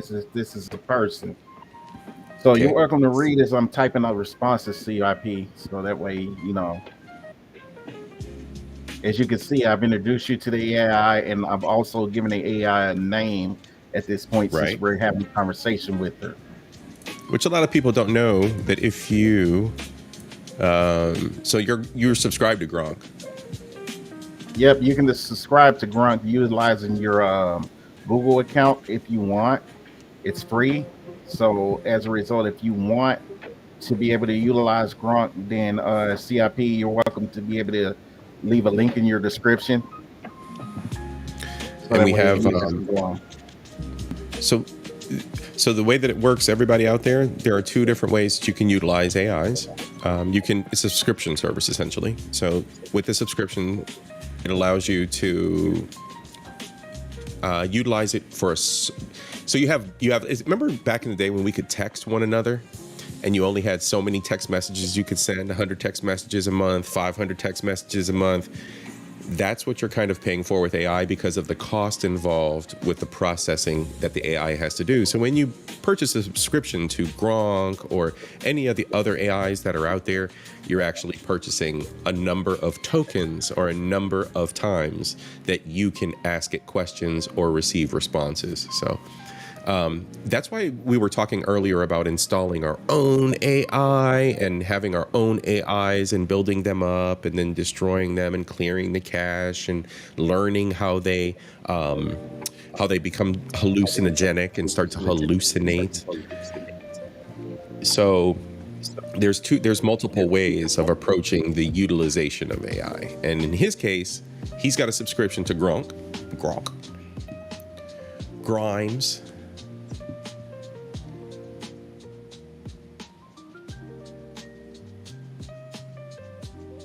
Give me 1 second. It's the screen. My screens. I got a million different screens. I'm trying to. Let's do that. There we go. All right, I can see now. All right, so let's see here. I'm John, and I'm currently on YouTube live streaming with my homeboy. Can I call you Carol? I don't have an official name for you. So what the AI responded with is that he can totally call her Carol, Carol. I'm cool with that.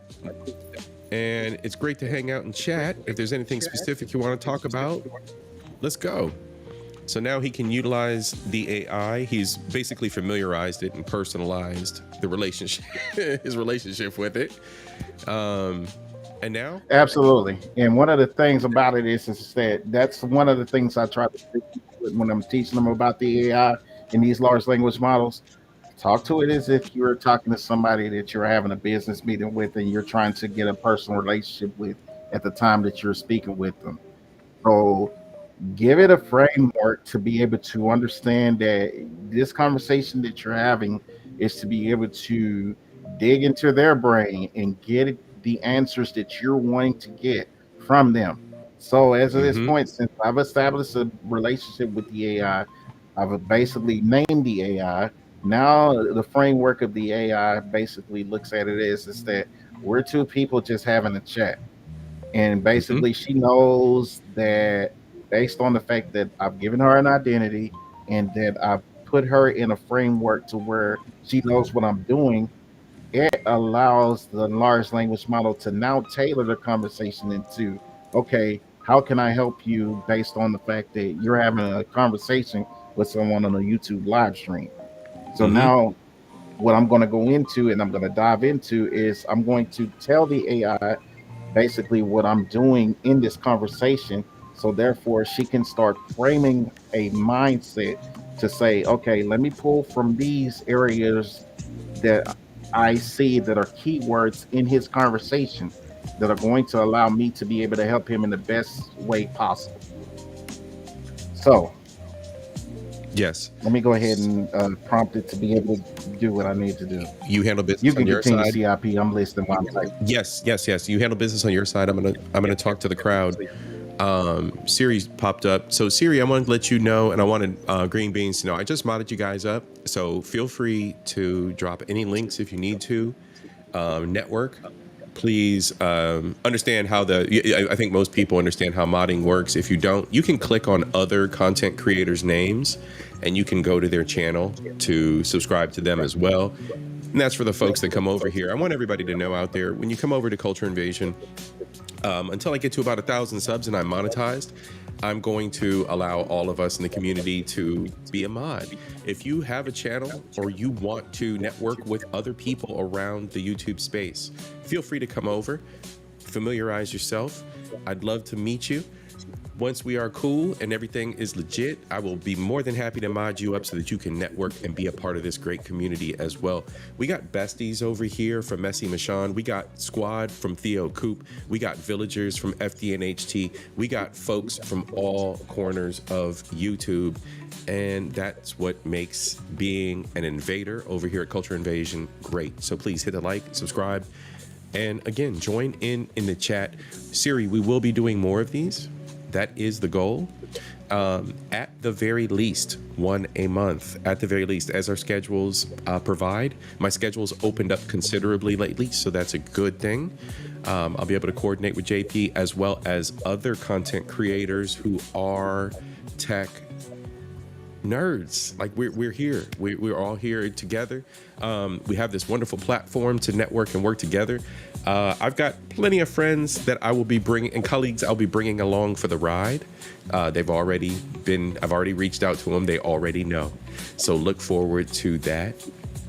Sis, see, she said my voice keeps going up and down. I've been having mic issues, sis, so forgive me. I got a solution for that Saturday. We're going to get this, the whole mic situation and technical issues that I've had over the past couple years. I think we're going to get them resolved on Saturday. So thank you, sis, for letting me know. I think it's the mic itself, because as I talk with my hands, if my hands go in front of my face, it messes up the mic. That might be what it is. Maybe I'll invest in a new mic one day. I don't know. I like this mic, though, so. All right, what else we got? Let's see. We should talk about Chels. You and Trent must be something in the water with the mic issues. It's the tether mic issues. Leave us alone. I don't have the Wi-Fi issues, though. I don't got the Wi-Fi issues he's got. What else? I thought I saw another question. Together, did you have a question? Culture Invasion, all these apps with fees. I need a fee waiver. Oh, you know what? You can use the AIs for free at first. So take advantage of that. You'll get a few questions in. You'll be able to run a few discussions with it, and then it'll cut you off kind of thing. But thank you. I have a website about AI. I just started it. Oh, sweet. Folks, Siri just dropped a link in the chat.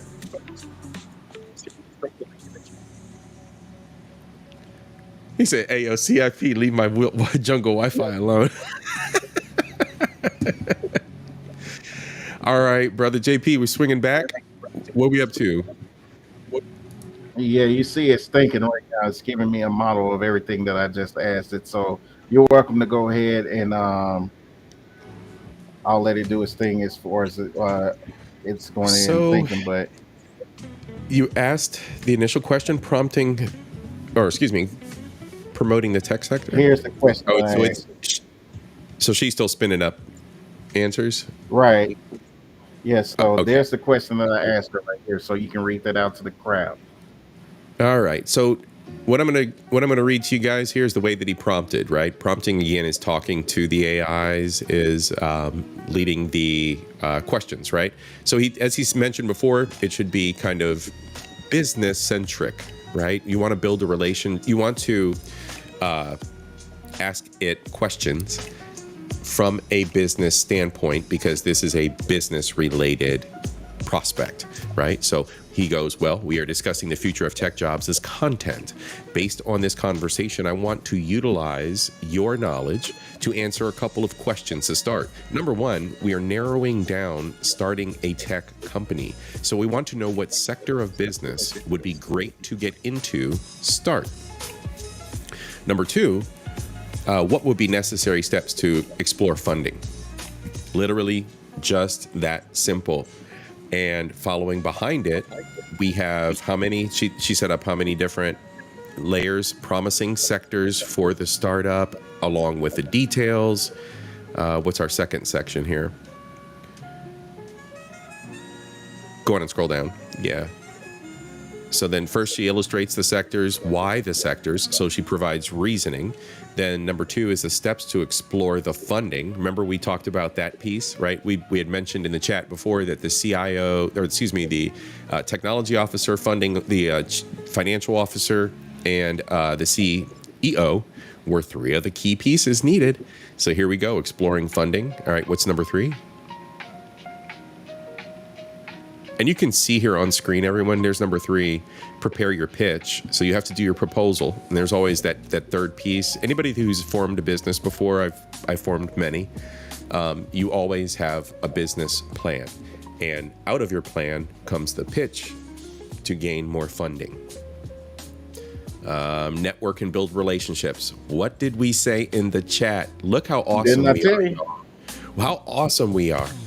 Number five, evaluate the fit. All right. So that's the analytics. That's the analysis. That's looking at who your audience is and who's interested, such as y'all who are interested in this podcast. That's why y'all are here with us tonight.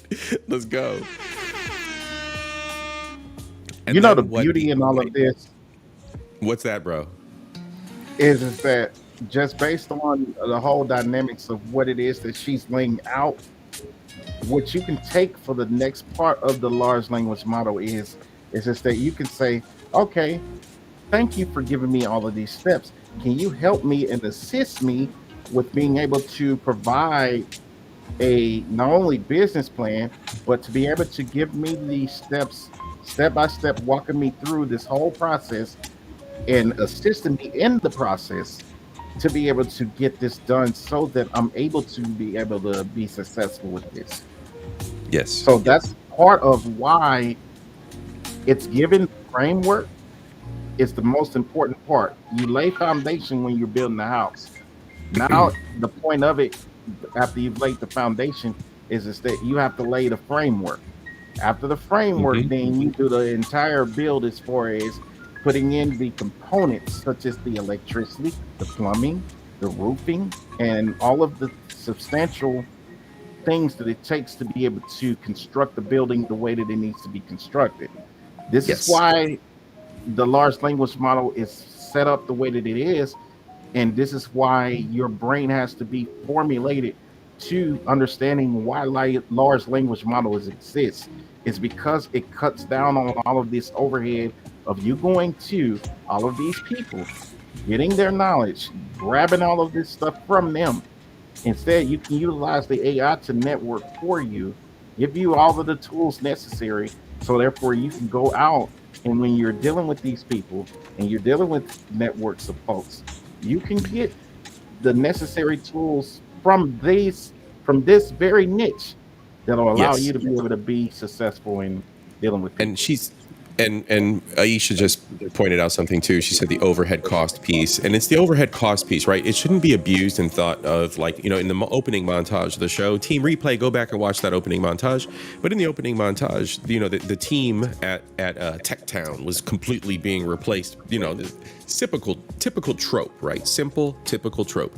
The whole team's going to be replaced by AI, but you're in a retail store. You can't replace retail employees with AI. So, you have this, we have to have a respect for how we're leveraging it. Ethics aside, we have to have that respect for how we're leveraging it, because we can still hit a point of fatigue. Because right now businesses are starting to experience that. They're thinking that they had this great amount of savings and this great amount of overhead savings and whatnot, when in fact it wasn't quite the reality, and they're wasting more money because the time that they've invested in AI at this juncture, at this point, isn't worth what they lost in employees in some cases. So, they're having to solve for problems that didn't exist when they had people in the physical place, right? Now you've created AI that can't solve for all the problems that humans were handling. That kind of scenario, right? So it should be respected, even though it definitely should be used to reduce that overhead cost. That is one of the key things you can leverage with AI. The beauty of this stream and just what we're doing at this point, because of what the first part of this large language model has allowed us to do, such as when you're looking at it with step one, we're now narrowing down promising sectors of tech startup. We can all utilize this time with this information that we're provided to be able to become a think tank. Yes. Amongst each other. Absolutely. Absolutely. Yeah, amongst each other. And that's the way that these kind of communities form, especially those of us who. So there was an episode that I did earlier, and I don't know if you caught it or not, JP, but I did an episode on. Let me go back and rewind make sure I'm talking about the right one. All right. So I started out talking about humans and no one cares, and the fact that a lot of times there's the tedium of human interaction, right? And the fact that, so I'm going to use this example. I'm at work, and in the middle of a meeting, someone goes, "Oh, ha ha ha, my dog just did a backflip." And I'm like, we were just working on this big initiative that takes 5 weeks to get done, and 15 different teams and 23 different tasks for 23 different people and their colleagues to verify, to make sure that everything's in alignment. I don't give a fuck about your dog. I don't give a fuck about your dog. Moment. And the thing is, like, these even beyond just being an ADHD moment, people waste time. The most precious resource isn't literally money, said it's time. Every day. It's not money, it's time, because time generates the money. And you're sitting here wasting time decorating your life, embellishing us with stories of bullshit. You're wasting time and money. We don't care. These are things that the moving mind that wants to be productive doesn't dwell on. No, it's so irrelevant, because we literally do this to where I talked about this, and you can attest to this, being in the culture, that it is so damning to our mindsets as people that are problem solvers, to really look at the dynamics of how much time our people waste, how so much of us are in realms of arrested development. Yes. Creek, how are you, sis? They literally sit and take these dynamics of, well, I'm better than you when it comes to battle rapping, or I watched this show and this show is so great, and I think it's just the greatest thing that's since sliced bread, and you should watch it too. So basically, you're telling me, as somebody that has a mind frame to do these tasks that I'm showing you within this podcast, to take time to waste 2 hours. We've been on and rocking for 2 hours and 14 minutes. Yeah. and being And productive being about productive. our discussion. Right. But yet, you're telling me to watch a movie, TV show, to binge it within 3 to 4, 5, 6 hours, or whatever it takes to finish it, and then have a discussion on it that has not only made money, not made change within society, has caused no innovation, and has Absolutely. not moved the needle forward for any level of progression. I was studying ITIL, ITIL, which is the Internet Technology Infrastructure Library. I'm gonna right? waste your damn IT. time all the time, Aisha. ITIL, right? I was studying ITIL while people were watching Game of Thrones, and when my mind wasn't on ITIL, I was playing Skyrim. What you know about GOT, man? That was nothing. I know nothing about GOT because I was GOT studying. is the shit. See, but that my mind was on the grind. I was studying. Everybody's watching, and I'm like, I don't care. That's another So, conversation you we leave. can have. A GOT conversation, man. And I promise you, I will change you into a whole other person because of a GOT conversation. I've wanting to chase I Game can of Thrones. guarantee Then. it. Yes, yeah, man. It was one of those things. things where I was like, everybody was so immersed in it, and I'm just trying to get answers on career path, and everybody's just off on sports and Game of Thrones, and I'm like, you know what? I must be an alien. I must be from Mars for real. But you know, I'm gonna give you a synopsis of why GOT is what it is. GOT was created by people that have one dude. What's his name? George R. George R. Martin. Yeah. But here's the thing. Everybody that works on GOT has to have gone to school and honed in on a craft or a skill for at least a decade. From the costume designers to the tech, to the set designers, that's any long running series, man. Yeah, that's the entertainment industry. But not in all facets, because there are a lot of people that basically will cheat the system and then they use CGI and all kinds of technology. Yeah. Pause. Let me. Okay, never mind. Let me not rescind that comment, but revise it. A little bit, because you're absolutely correct. Because we can't forget. Okay, this is you. You son of a bitch! You trying to take me down a rabbit hole, bro? Because you ain't gonna fuck with me. Go ahead. I want to. You ain't gonna fuck with me on videography and Hollywood and production, bro. Let me tell you, bro. Why I bought this up, man. I had to get you there. Bro. Because when you think about games, when you think about Game of Thrones, when you think about things like Lord of the Rings, when you think about the sheer scale of the costumes, the sheer scale of all of the artistry, the sheer scale of the sets, the sheer scale of the set design, the engineering behind it, the writing behind that's another layer, right? But to adopt the book to the screen, right? That's a whole nother layer. So when you Yeah, man. I'm all about production. I'm all about the Hollywood scene as well. So I know all of the. I was a stage kid too. So and I did AV. So bro, this is why you going to NYC. I did AV for years, bro. I was behind the scenes as well as I was on stage. I was in orchestra. I did choir. Your boy was a nerd, bro. Because when you get to school, it's like, oh, I can do that for free. Oh, I could be in that club for free. Oh, I could do, and see, that's what I'm saying. Be hungry. Like if it's for free. So when JP drops the links for everybody, and if you reach out to JP and he provides you with information, it's free.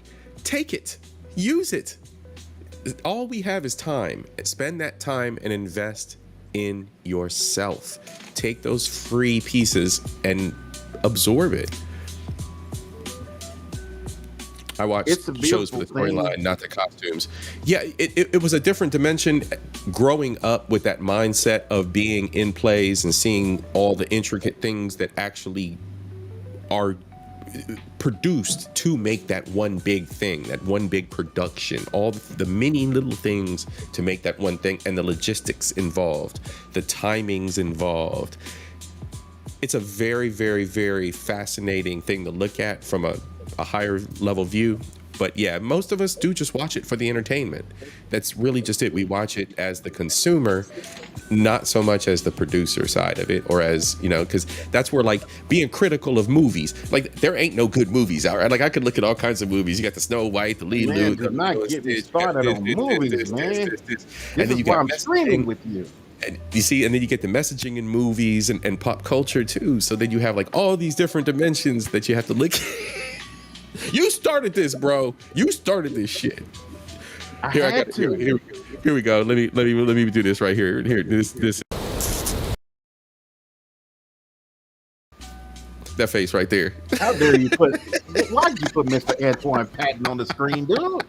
Hey, yo, shout out to Andre 3000. Our brother just turned 50 this year, 1975. All the babies in 1975. Shout out to us. Yeah, he's Let's here go. in D-Town, and you know what I'm saying, because he's here to be closer to his son. You know what I mean? Yeah, bro. Yeah, my Badu. So, yeah. Yeah. Oh, yeah. Yeah, 3000, bro. Shouts out to 3000 for sure, man. The love below. If you didn't know, bro, JP, that Outkast is the official rap duo of Culture Invasion podcast. Like there is no higher than Outkast over here. That's just my 2 cents. There's a lot to get respect. A lot of duos, a lot of groups. From the Southern Playlist, the Cadillac Men, to the ATLians, to what do we got, the self-titled, man. I mean, I could go on and on as far as the and then the independent albums, the Perp album, the one he did with Fantagram. Yep. Even Stankonia. I mean, Stankonia. What's the duo? The Love Below. Yeah, the Love Below and the Speaker Box. Speaker Box, Love Below. Yeah, you're never gonna mess me on the, you know what I'm saying, Andre and Antoine, man.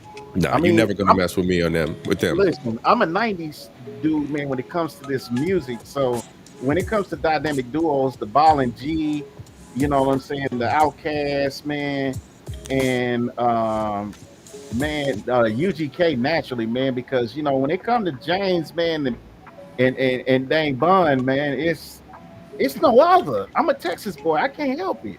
You know, right. See, okay, so now we got Texas, right? So, right. All right, I want y'all to drop in the chat and show your age. What is the best dynamic duo, man, of the rap scene in the last 30 years? Pimp C and Bun B. All day. You know what I'm saying? All day. I know my music, bro. I don't know why the South is just it's the East Coast and South. It's what that is, man. It has that. It's always that vibe, man, that we created here in Texas, man. So, you know, I mean, even when I was joking with Aisha, man, the other day in the chat, how she was talking about female rap, and I was like, girl, I was bumping all that Bay Area rap, man, where I was bumping Conscious Daughters, man. Yep. You know what I'm saying? Re-rolling deep. Yep. You know what I'm saying? So I remember. Did you see my party? Did you see the party stream with me and Messi? I did not. I mean, I watched part of it, I think, but the music was kind of loud. But that was the reason we was in the club. You know what I'm saying? And I had so many instrumentals from the West Coast and down South, bro. It was like I was looking at my collection, like this is all West Coast and down South. Like, listen. And then I had a few like J Arms and a few other ones that was East Coast, but yeah. I literally, what took me through my teens and my 20s, or at least my teens, the Bay Area rap was like, that was a sound that nobody else was doing in the early 90s to me, because they had that, what I call the trunk sound. What I big trunk love that, the trunk sound. The Be Legit, the E40s, the Selly Cells, the Mag Mobs, the Cell Skis, man, and the Mag Malls, man, and the Trade Scales, man, and all of these guys, man, they came out of that 106K mail type of sound. They used to have Summer Jam out there in the Bay. Even Pac and Master P and all of those guys started out in the Bay, man. Right. These guys, man, they were Vallejo, Richmond, you know what I'm saying? All of these little deals up there, man, where they were West Coast Productions, and you know what I'm saying. All of these guys were coming out with that. Mac Dre. Yeah. Yeah. See, there you Mac go. Dre. See, you There we know. go. There we go, See? Siri. I forgot about Mac Dre. Yep. So all of these guys were like literally. This was a sound that a lot of folks never really knew around the nation until, these guys were selling the shit out of their trunks. You know what I mean? Yep. And it was just a sound, man. That it was like no other. It had that little whine to every one of their instrumentals. That meow, That West Coast wine, man. Yeah, that West Coast whine, man. You know what I'm saying? The 6/4 bump.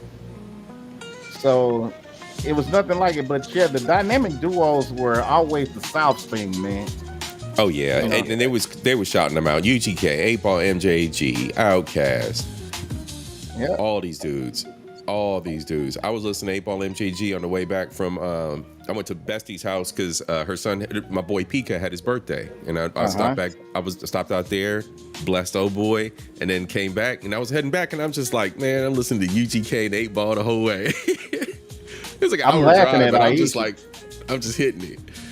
Yeah, man, because they had the nice sound, man, and Aisha, man, she was around, man, where Chuck Wagons was around too, so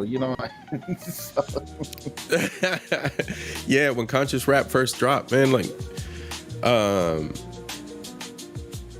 it was political, man. Oh God, like, it was real political. I'm trying to think back. There was one group. I mean, if you just want to, because the East Coast started it as far as the politicalness, where it just, with the Public Enemies, and then even just KRS-One, and then all of these guys that basically gave you a framework of saying this was what was going on in our neighborhoods, and we need y'all there at the government to stop allowing this shit to go on. And a lot of people, especially the older people, and that's why I laugh at older people now, is they tend to want to smear the young people, and I'm like, they gotta have a voice eventually. Why are we trying to denigrate what voice they're trying to come out with? Let them rock, because I wanted people that were older than me to let me rock with the stuff that I was listening to.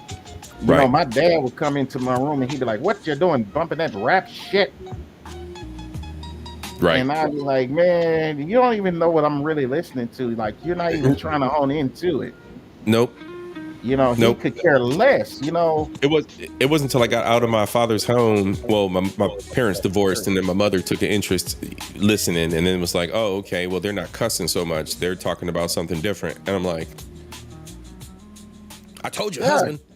I was trying to tell you, husband. Right. Like, I'm trying to give you some game. Like, it's not that these trying to put you on this American culture. I don't got to live just in the island. Right. I mean, Scarface, you know what I'm saying? Shouts out to the Ghetto Boys. Scarface for sure. Yeah, there was a movie called South Central back in the 90s. And yeah. Scarface laid down a track called Street Life on the South Central soundtrack. Yeah. And there's one verse that I always relate to that he always says, and he says, the OGs say that it's going to be greater later.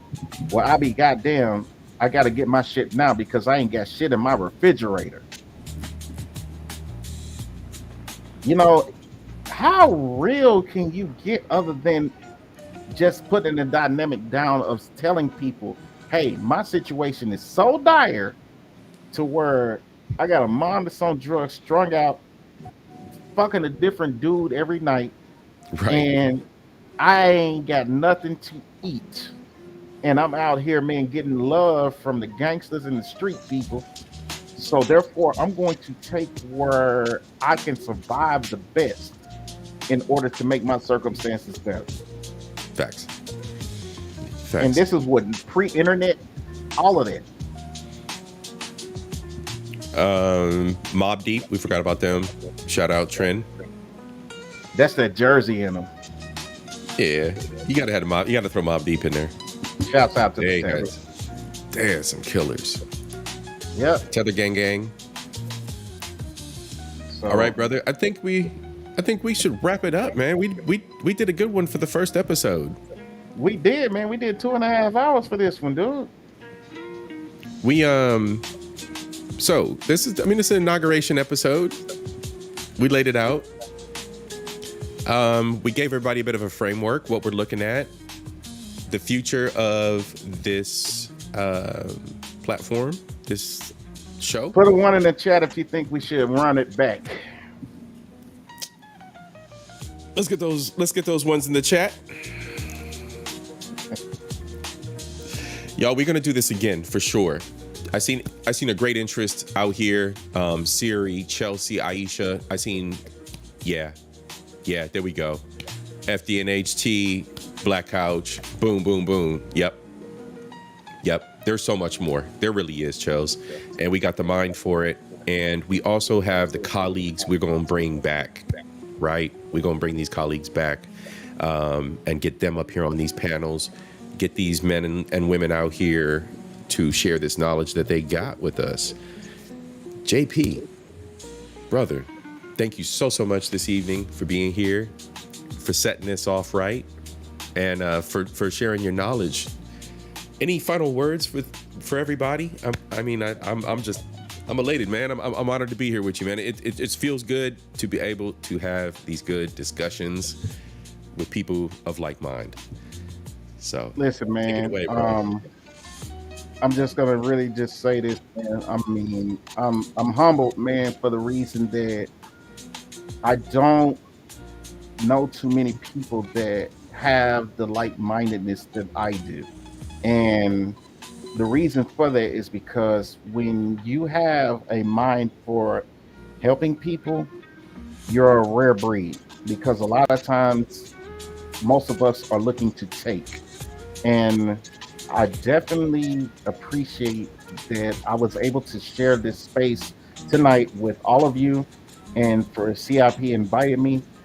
I'm humbled in this aspect, and yeah, absolutely. I would love to be able to do this again, and let's go ahead and set up some good framework, man, and let's keep rocking this thing, man.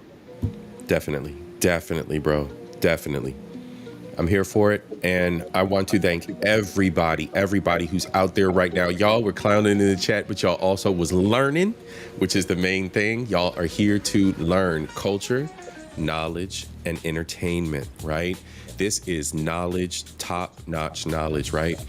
All right, so for everybody who is out there, I want to thank you so much again for being here. The show producer this evening was Aisha. Sis, thank you so much. You are making it happen this month. You are making it happen this month for your boy. You are definitely the top producer. Messy, Mixed Chick, y'all are awesome. I really appreciate my co-producers. Man, what I told you about giving Messi some credit, man. You're going to learn about this shit. You know what? Hold on. Let's pause for a moment. Hold on a moment. I got something for you. Before we close out, y'all, I got something. I seen this earlier. The heat you gave Messi. Y'all are going to love this. Hold on. We not done. Hold on. That's a brown roach. All right. And her hair is brown. She's out here trying to flex. This was a good one. Oh, my God. For TikTok. Oh, it went back in there. Do you see that? It blends right in.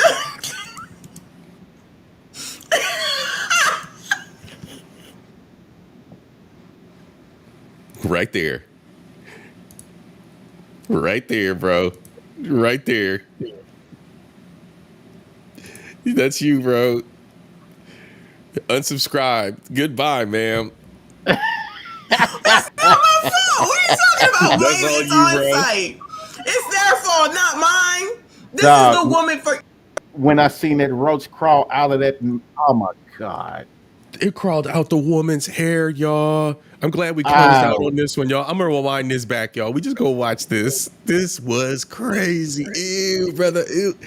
Yes, Death Reaper. Oh, That's a brown this is roach. nasty. Let's And go. her hair is brown. Fuck, it was nasty.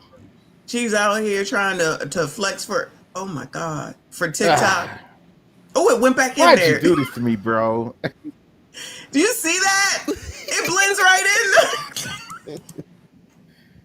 Yeah.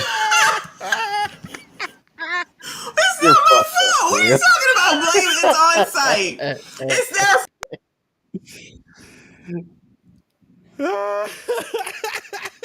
You unsubscribed mine. from Messy. This is the woman for. Come on, y'all. I must, man. I'm SYCBM. sick of her ass, man. SYCBM. She's the Anybody worst. Bueller? Messy's the Bueller. worst. I love her. Free bird. You gotta Oh love her. no. She got all them nice tattoos. She got nice Shout natural. out to Miss Sean Live. You suck. So did Earl claim that one? Did Earl claim her? Earl always is claiming, Earl dog. always claiming them. Earl is in the toilet, man. Earl is egregious. Earl's in the toilet, man. Oh my God. face hurts. Earl is egregious. Earl is egregious. Earl's the worst, man. I swear to God. I'm like, oh man, I can't even talk to him. Oh, sis is still out here. Oh, big sis, I'm so glad you're still listening in. She's still ear hustling. Y'all, to the cloud watchers, please be sure that y'all hit the like. I wish everybody Ninja watchers. Ninja watchers. I wish all y'all a good evening. Please stay blessed. Please big up yourselves, love one another, and seek knowledge. All right. As always, I close out on my little ditty, right? No ditty. So let's run it, right? Nothing is true. You say what now? Get y'all ass some sleep. Get y'all ass some sleep. Get some rest. Get some water in your system. Stop drinking that Hennessy. Nothing is true, y'all. Fucking Earl, man. Everything is permitted. Seek knowledge and evolve, my friends. All right. The world around us is not absolute. The reality that you create is subjective to what you choose to explore in this world. What you limit yourself to and experience is your own responsibility. Choose wisely. Peace. Everyone have a wonderful, wonderful night. Yeah, and fuck Earl. Have a good one, bro. All right, man. It's been a pleasure, man. Y'all be good. Peace. Peace.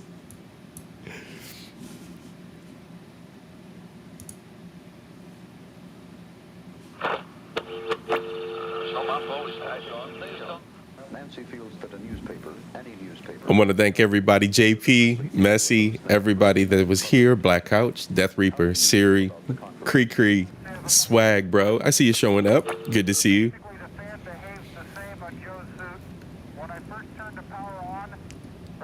Chels, Aisha, show producer. Y'all have a wonderful, wonderful night.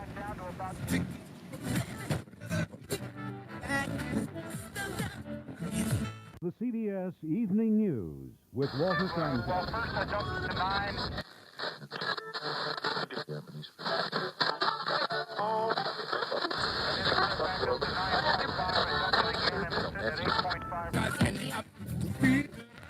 It was a provoking challenge, and nowhere did the challenge provoke more averaging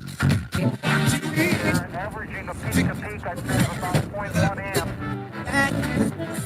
To develop and introduce America's first all-electronic television system.